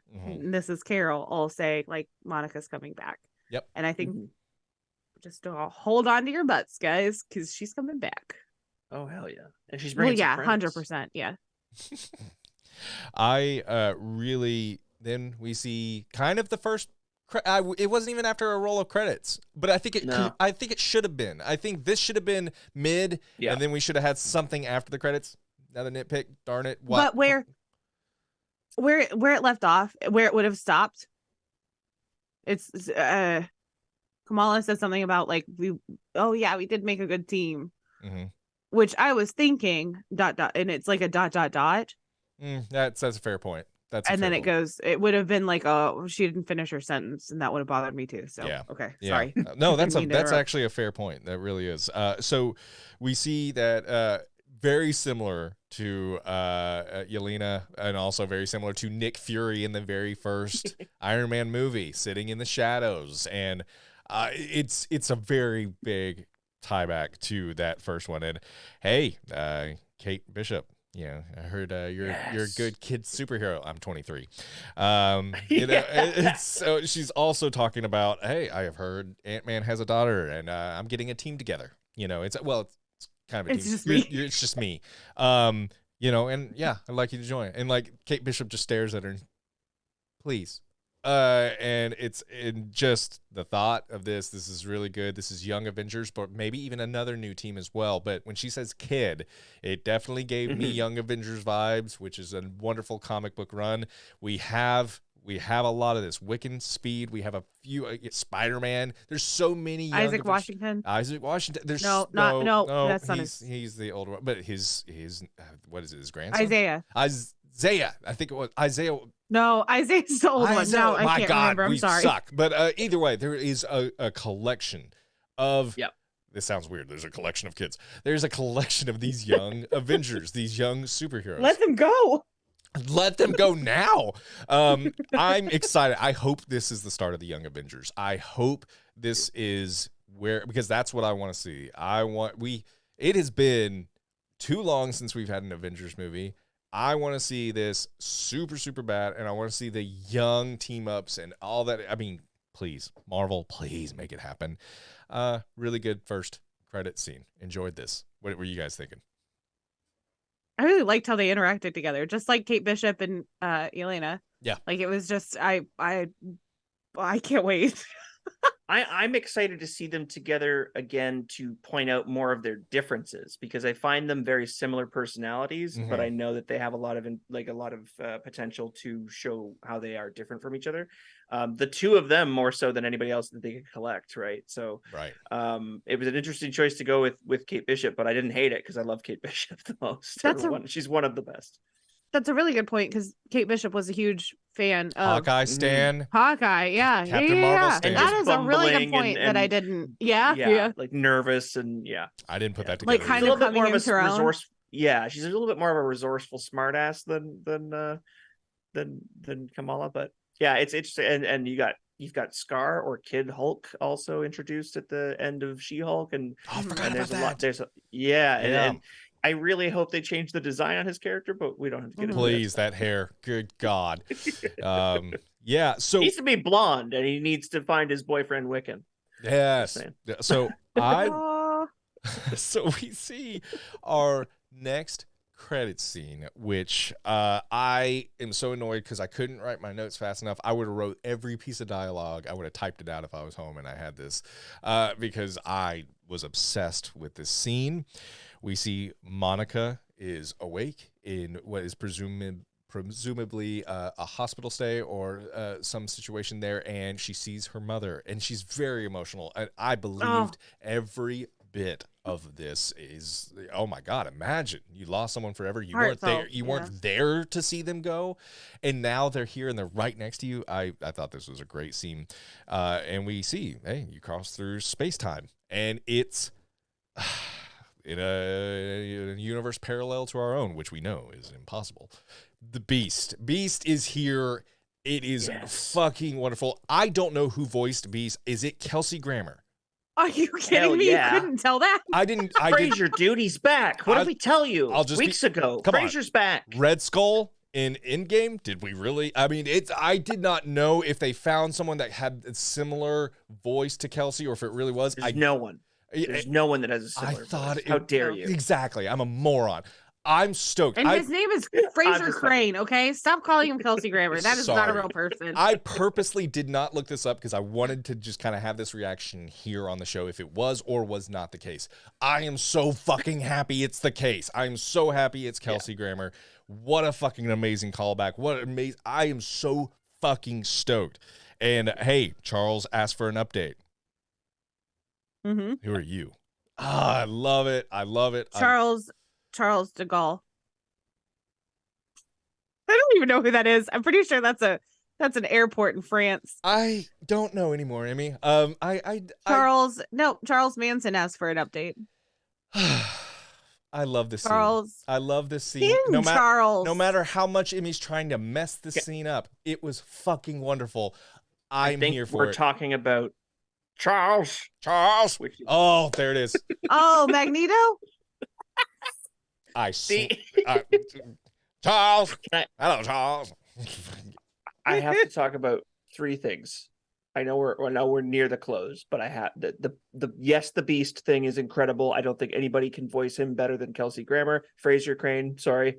I think that especially with those of us who grew up on the 90s cartoon, we've heard a Beast voice that is perfect, and Kelsey Grammer fits it so well. Oh, so happy. Yeah. Sorry. Scar is not the Hulk character I meant to say. I was thinking of Hulkling. Hulkling is the one that in the comic books. The people that have already typed their responses, delete it. Delete it. Keith. Hit that backspace. Keith caught it. Yeah. And, hey, but it's okay. People, our Hulks can love who they love. Well, yeah, but I think that he messed Scar up. is quite a bit older than Wiccan, which would be weird. Yeah. Oh yeah, no, that's weird. Never mind. Yeah. But also, Maria Rambeau is binary, which is another name that Carol Danvers in the comics has had, and it made me want to know what the hell her side thing is, or how is she different than Captain Marvel in this way. But in the comics, Carol Danvers was binary, and it says Once trapped inside the Faraday cage, specifically designed by Vox Supreme to repel her energy powers, she attempted to manipulate her photon blasts differently, inspired by Monica Rambeau's power use. As a result, by recalling her period as the mighty cosmic hero Binary, she shaped her energy into a duplicate who managed to release her from the cage. So she can like shape a power person, a power duplicate of herself, which I want to see. That sounds bitchin'. Sounds Yeah, amazing. that does sound ballin'. Oh my God, make it happen. And I'm also like, I'm super pumped about this scene in so many different ways, but the fact that I think the actress's name is Lashana Lynch, and the fact that she is going to be able to, they're obviously using her more, and she's going to be in a, Yes. fuck yes, man. I always enjoy, I think she's played too small of a role in the MCU. I am so excited to see her get more time, and in a parallel universe, fuck yeah, sign me up. I love it. Binary and photon. Make it happen. One thing we've never gotten from any X-Men thing, except maybe in like the Dark Phoenix like remake or whatever with Sophie Turner, we've never gotten how much X-Men actually spend time in space. Like they are space galactic heroes as well as Earth heroes. So there's a shit ton of X-Men stories out there that they could farm and play with. I really think I'm stoked about it. I think they just scratched the surface. I know they went for the big ones. I get it. I understand that, but like, there's so many good X-Men stories to tell, and I'm excited that now Marvel Studios has the free reign to not only tell those stories that we haven't heard, maybe, to tell the stories maybe in a different way that we have heard, but also the ones that we haven't. And I think space is immediately where you put them, and I'm excited to see it. And now I got to draw myself as Beast. There it is. You got to do it. Yeah. Oh yeah, you gotta. The universe demands it. I mean, this was really, really, really cool. Yes. Like we got it. Yes. Yes. We got it, and it didn't get spoiled for me before I saw it. It was and I say that a lot of people were talking about the X-Men, and like it was like, okay, I feel like it's gonna happen in a post-credit scene, but like I didn't think it was gonna be Kelsey fucking Grammer. I thought it would be Nicholas Hoult. Yeah, I'm so happy. I can't put it into words. It's not Nicholas Hoult. No offense, Nicholas. Yeah, I just prefer Kelsey. I don't know. He's same. Yeah. That's the adult Beast, and Nicholas Hoult didn't have a British accent when the actor does. Yes. No, never mind. Kelsey Grammer doesn't have a British accent. He just didn't sound like Beast. Yes. He's not British. No, it's Kelsey Grammer's Beast. I'm sorry. Yeah. He's the voice of my childhood. Let it be. I need him. He's the voice. Let it Beast. Of my childhood. The therapist from Seattle. Oh my God. Well, the voice. Fraser Crane is the voice. He's the Beast voice of my childhood. I didn't just listen to Kelsey Grammer all day, but yeah, guys, that is the Marvels. Oh no, Amy, we've gone 17 hours at this point. I know, but I do have just a couple more things that I just really, really, really, really, really want to point out that are short and sweet and wonderful. All right. Well, then let's get to those right now. Gotta say that the intro to this movie already had me hyped. Did y'all realize that it was a mostly female Marvel Studios logo? I did, and I did notice it. Well, was it? I thought only thing I noticed was Kamala, Monica, and Carol being the focal points. I did certain they were the parts. focal points.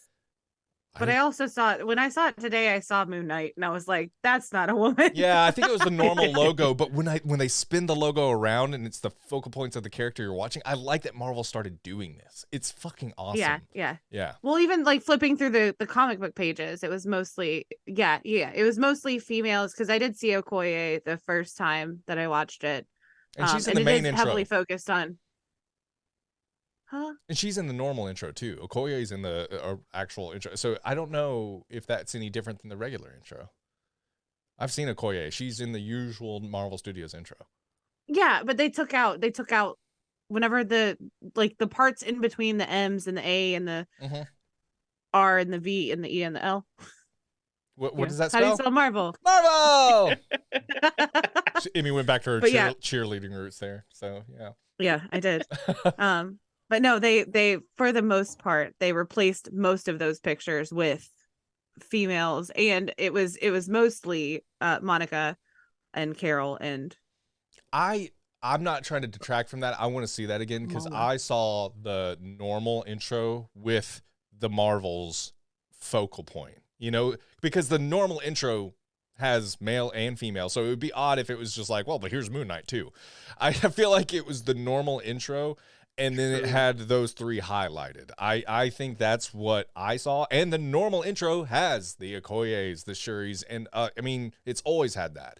So I don't think maybe it was me looking for, and I'm not trying to be rude. And there's a fair point. Yeah, that I was looking for it. And then I saw Moon Knight because I was like, he's fine. That's where I don't think they're like, here's a bunch of strong women and daddy. I don't think that's it. I don't think that's what they were going for. I said, the duality of being a woman. Yeah. So, I'll look again. I'm going to politely disagree. I don't know if that was the case. Okay. Yeah. But I truly do think that it was a female forward intro.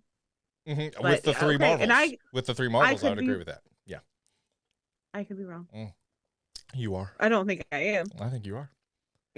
Someone please. Okay. Someone comment us. I need to know. And you know how many times I've been wrong? Fucking Matt is like, I know what you said. Fucking slowed my shit down.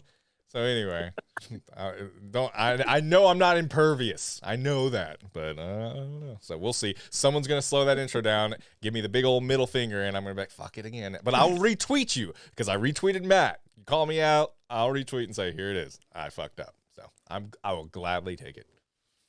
Anyway, sorry. All right. It's a late night. Can't wait. Yeah, what you got? All right. So Amanda shared I don't think it was the final trailer, but they really were, especially go back and watch that final trailer. Okay. Because they played clips of the Avengers, they played clips of Endgame, it was like weird. It was like, are you trying to get people in the theaters by being like, look what we used to be able to do, we can do that again? Blah, blah, blah. It was really desperate looking. Yes. I do remember watching it after I got home. Yeah. And Amanda called it out, like, that they were using that forced female team up from Endgame as like not a fan of that. Not a fan of that. Yeah. No. Agreed. This felt like a earned and wonderful, like, organic female team up. Yeah. And I can forgive them for that horse shit that they gave us in Endgame because of this movie. Like, I will go back and say, I'm sorry that I said such horrible things about you, Kevin Feige, because this I don't think you made did. it better. When we reviewed Endgame, we were like the good kids. Like, we were really like, well, like, you could have done this a little bit. We were really a straight-laced podcast during the Infinity Saga. It's when I didn't get to talk a lot during that scene. You and Clinton kind of went at it. We fought because we did, and I edited out most of the fight. But yeah, because I didn't like it. I did not. I was a big proponent. I was like, no, don't do it just to do it. Don't. Hey, look at us, and that's what it felt like. See, we're here, we're doing it, and I'm like, okay, no, you can tell a good story and surround it like that, not just immediately. I never cared for the Endgame scene, and I will never care for that scene, but I will agree with you, Amy. This was earned all day. This movie was, yeah. Mm-hmm. And I was okay with the Infinity War scene. I was okay with that one. Me that too. was like, okay, all right. Smaller scale, a little more believable. Once again, organic. I think that's the word there. It felt like, and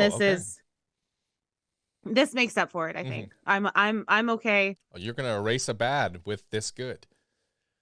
I mean, it will I'm never gonna be say, erased. if we're watching Endgame, I want to sit next to you during that scene and just look at you, and I'm like, you think everything's good? You think? And just watch your face go, fuck.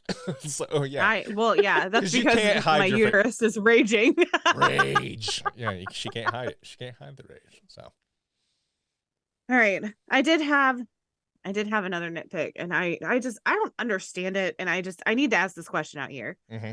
There's a point when it's like Carol's powers aren't working, kind of, sort of. Mm-hmm. Like when right before she's flying and switches places with Kamala, she like does like a fist thing, and she's like boop boop boop.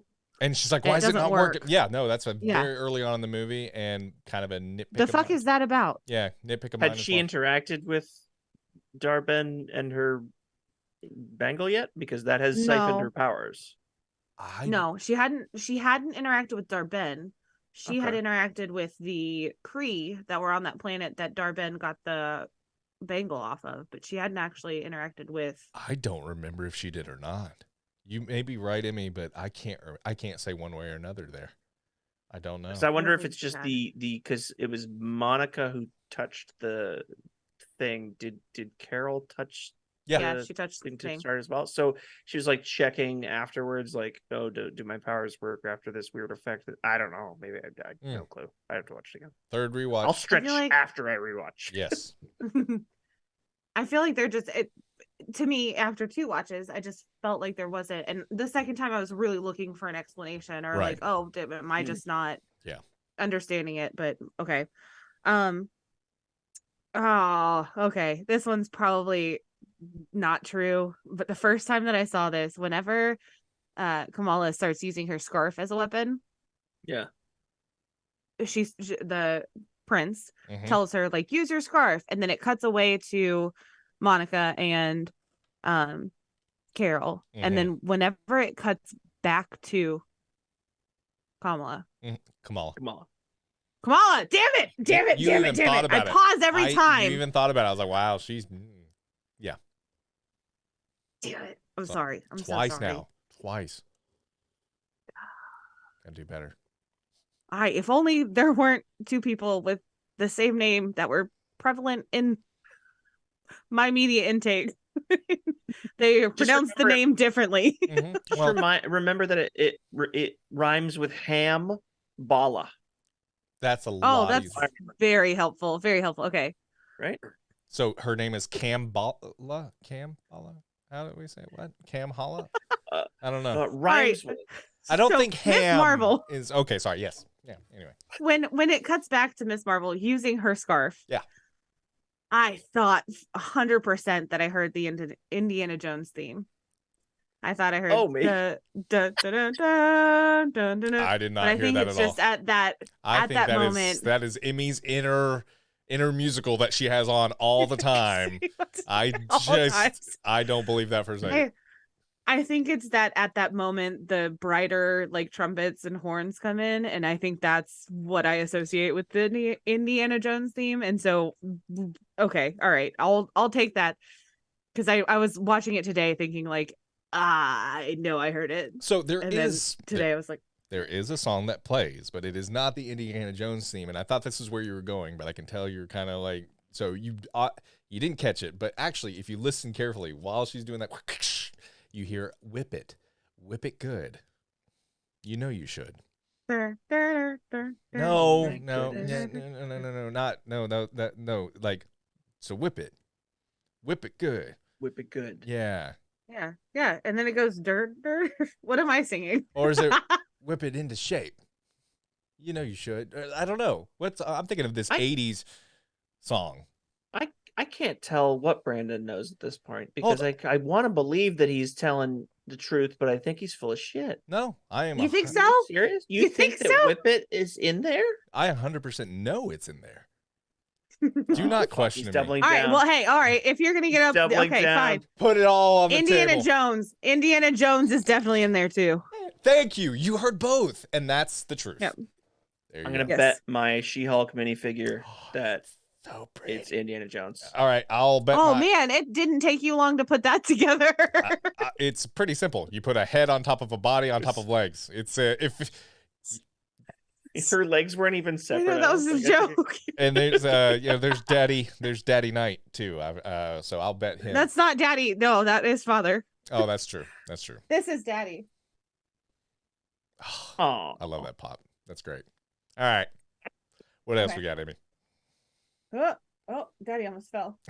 Daddy, chill. Daddy, chill. Chill. Okay. The comic frames. They did comic frames in this multiple times. They did it whenever they were doing the scroll torture, as one of them called it. Mm-hmm. They did it whenever they were trying to fix the rupture in space-time fabric. Good call out. Yeah. I really enjoyed that. Yep. It is, I think it's part of the Power Ranger child in me that just loves it so much. Yep.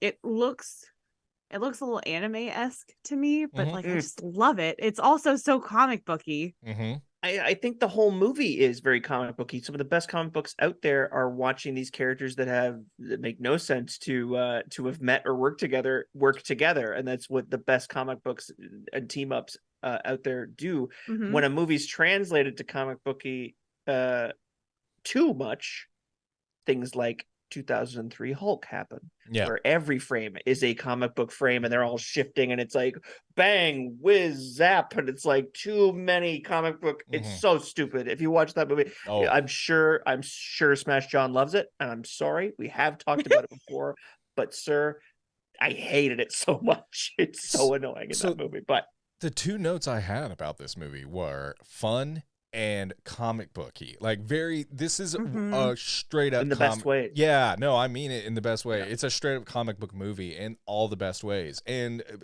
Marvel Studios, they have made a lot of movies that are not comic booky, I guess I should say. So, I still think one of my favorites, The Avengers, is a straight up comic book movie, and it's a fucking blast. And so that's kind of where it's just, that's what it is. This is comic book fun is what I would describe the Marvels. And I'll stand by that. So I'm glad you guys brought that up, because that was definitely in my overall thoughts. So yeah. Well, and from what I've read too, the musical Planet is also from the comic books. Yeah, but but I didn't. You don't have to sing it when you're reading the comics. So. But if you don't, then you have no joy in your life. Okay. Speaking of, I think that is everything. Oh, the credits are pretty. The credits are very pretty. They're very colorful. Sorry. That's how I know it's Amy's last note, because she wrote the credits are pretty. Some other standout lines that I did write down were whenever they first meet and they're basically in the middle of a battle, and Kamala is so excited to meet Captain Marvel, and she starts to me. Mm-hmm. And Captain Marvel goes, "Hold that thought," and then goes and kicks some ass. Yep. I thought that was adorable.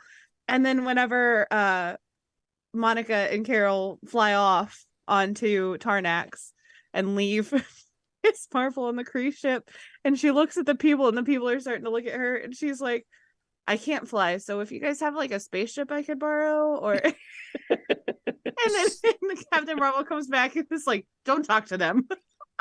So great. It's absolutely great. I'm going to wrap this in a pretty little bow, because I got one question for you, Amy. One question that I need to know as a listener of the Abingers.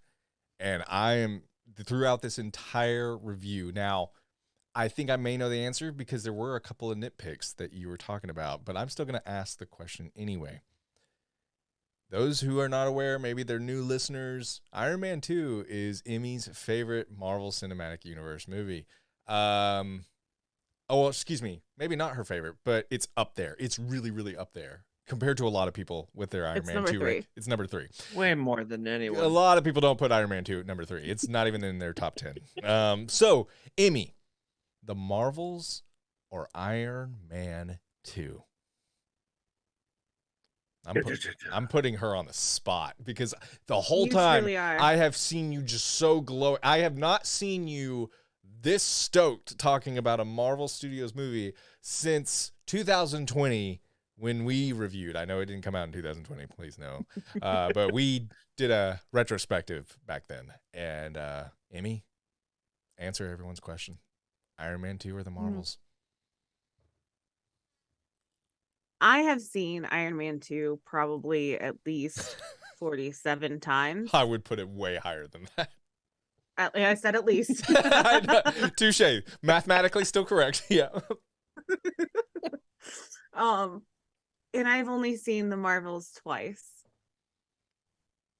And so I would love to answer this question. Please keep in mind the question, Judge, if I may, the question is not which one you've seen more. Which one? No, I know. But you got to give her 45 more times. No. Yeah. I need. So we got to have a revisit. We're gonna have a revisitation of this pod. We're gonna have the Marvels versus Iron Man 2, an Abingers special, because I need to know this answer. I swear to you. Yeah. Okay. I need to watch this movie at least 45 more times. Okay.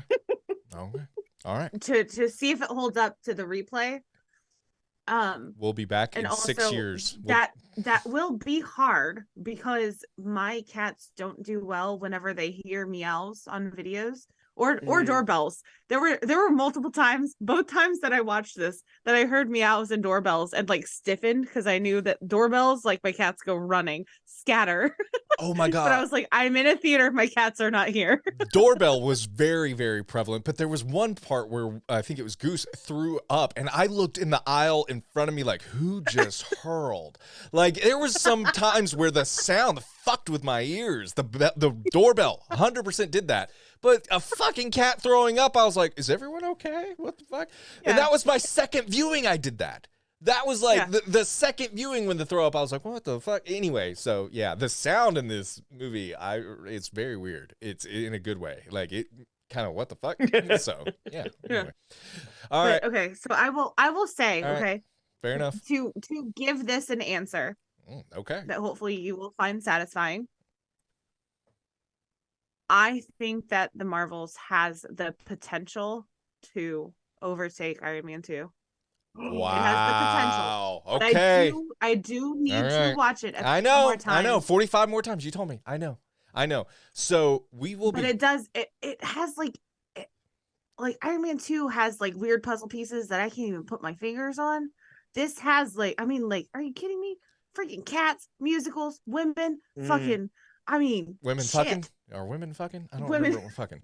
But anyway, you said that in a very bad time. You're like, cats, musicals. I thought they just hugged. Yeah, exactly. Sorry. Which one did you watch? I ran out of things.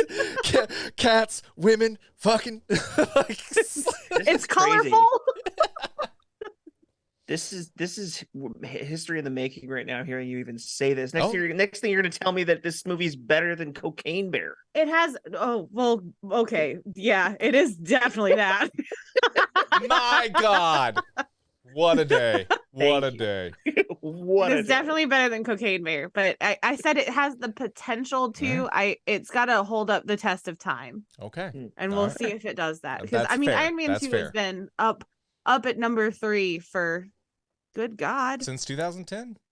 You've had it at number 3. 13 years. Because it was Iron Man 3, then Incredible Hulk, well, I mean, and Iron Man 1. It was number 1 when it came out. Let's be real. I thought it was number 3 always. Like, you liked Iron Man 1 the best, then you liked Incredible Hulk number 2, and then Iron Man 2 number 3.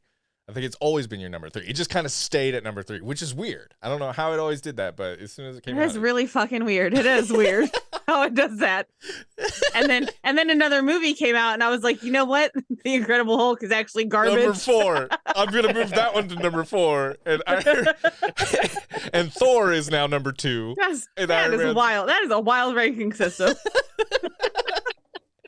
I feel like if that is the ranking system, then I either have to figure out if Iron Man 2 is number 3 forever, always.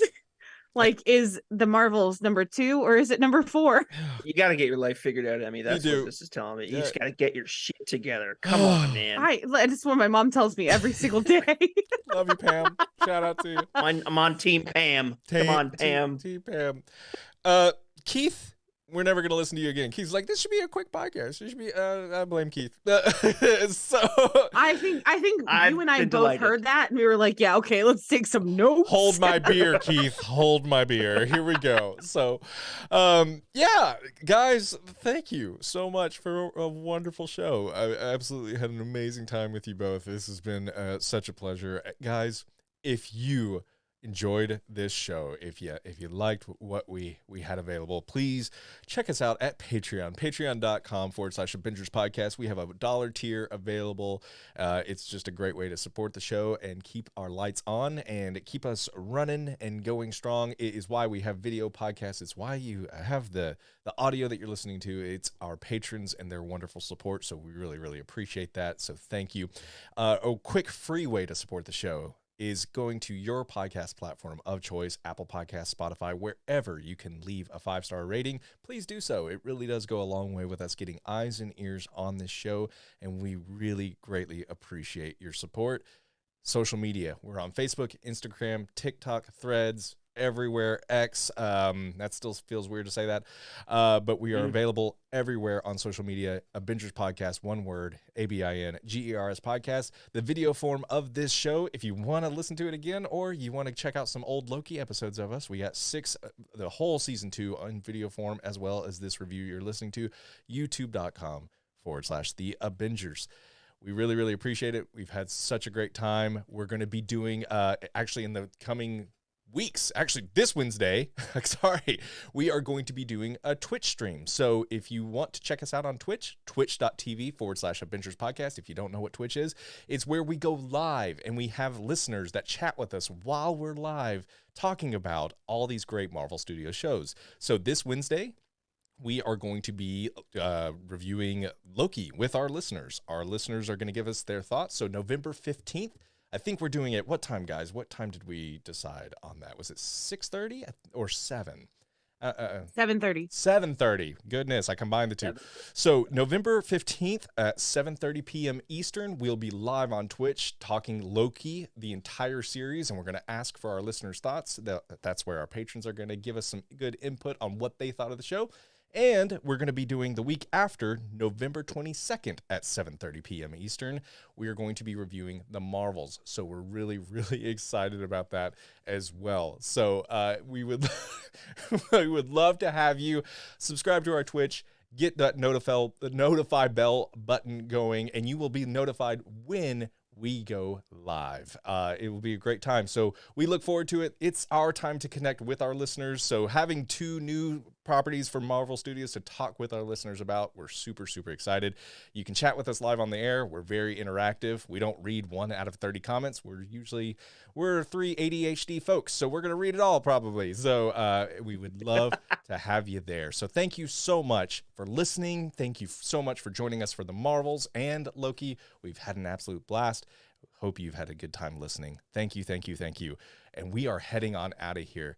Keith, Emmy, before we do, we got a credits name to get to. Oh, just one? I hope so.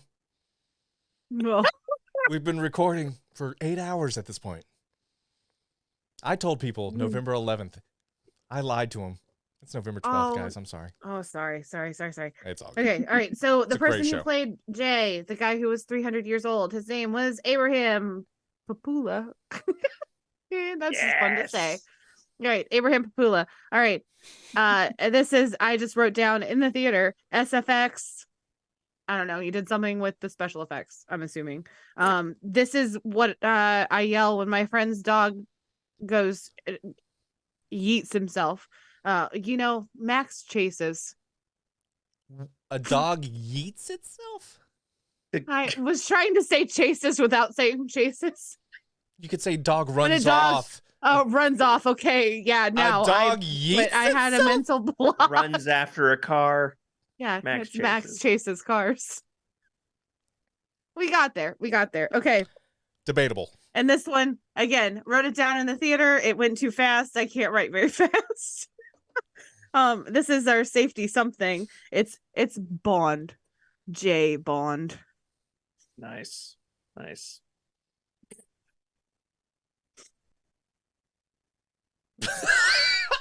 Disappointment on Brandon's face. Oh, I'm so sorry. Oh yeah. Okay. Yeah. All right. We're good. We're good.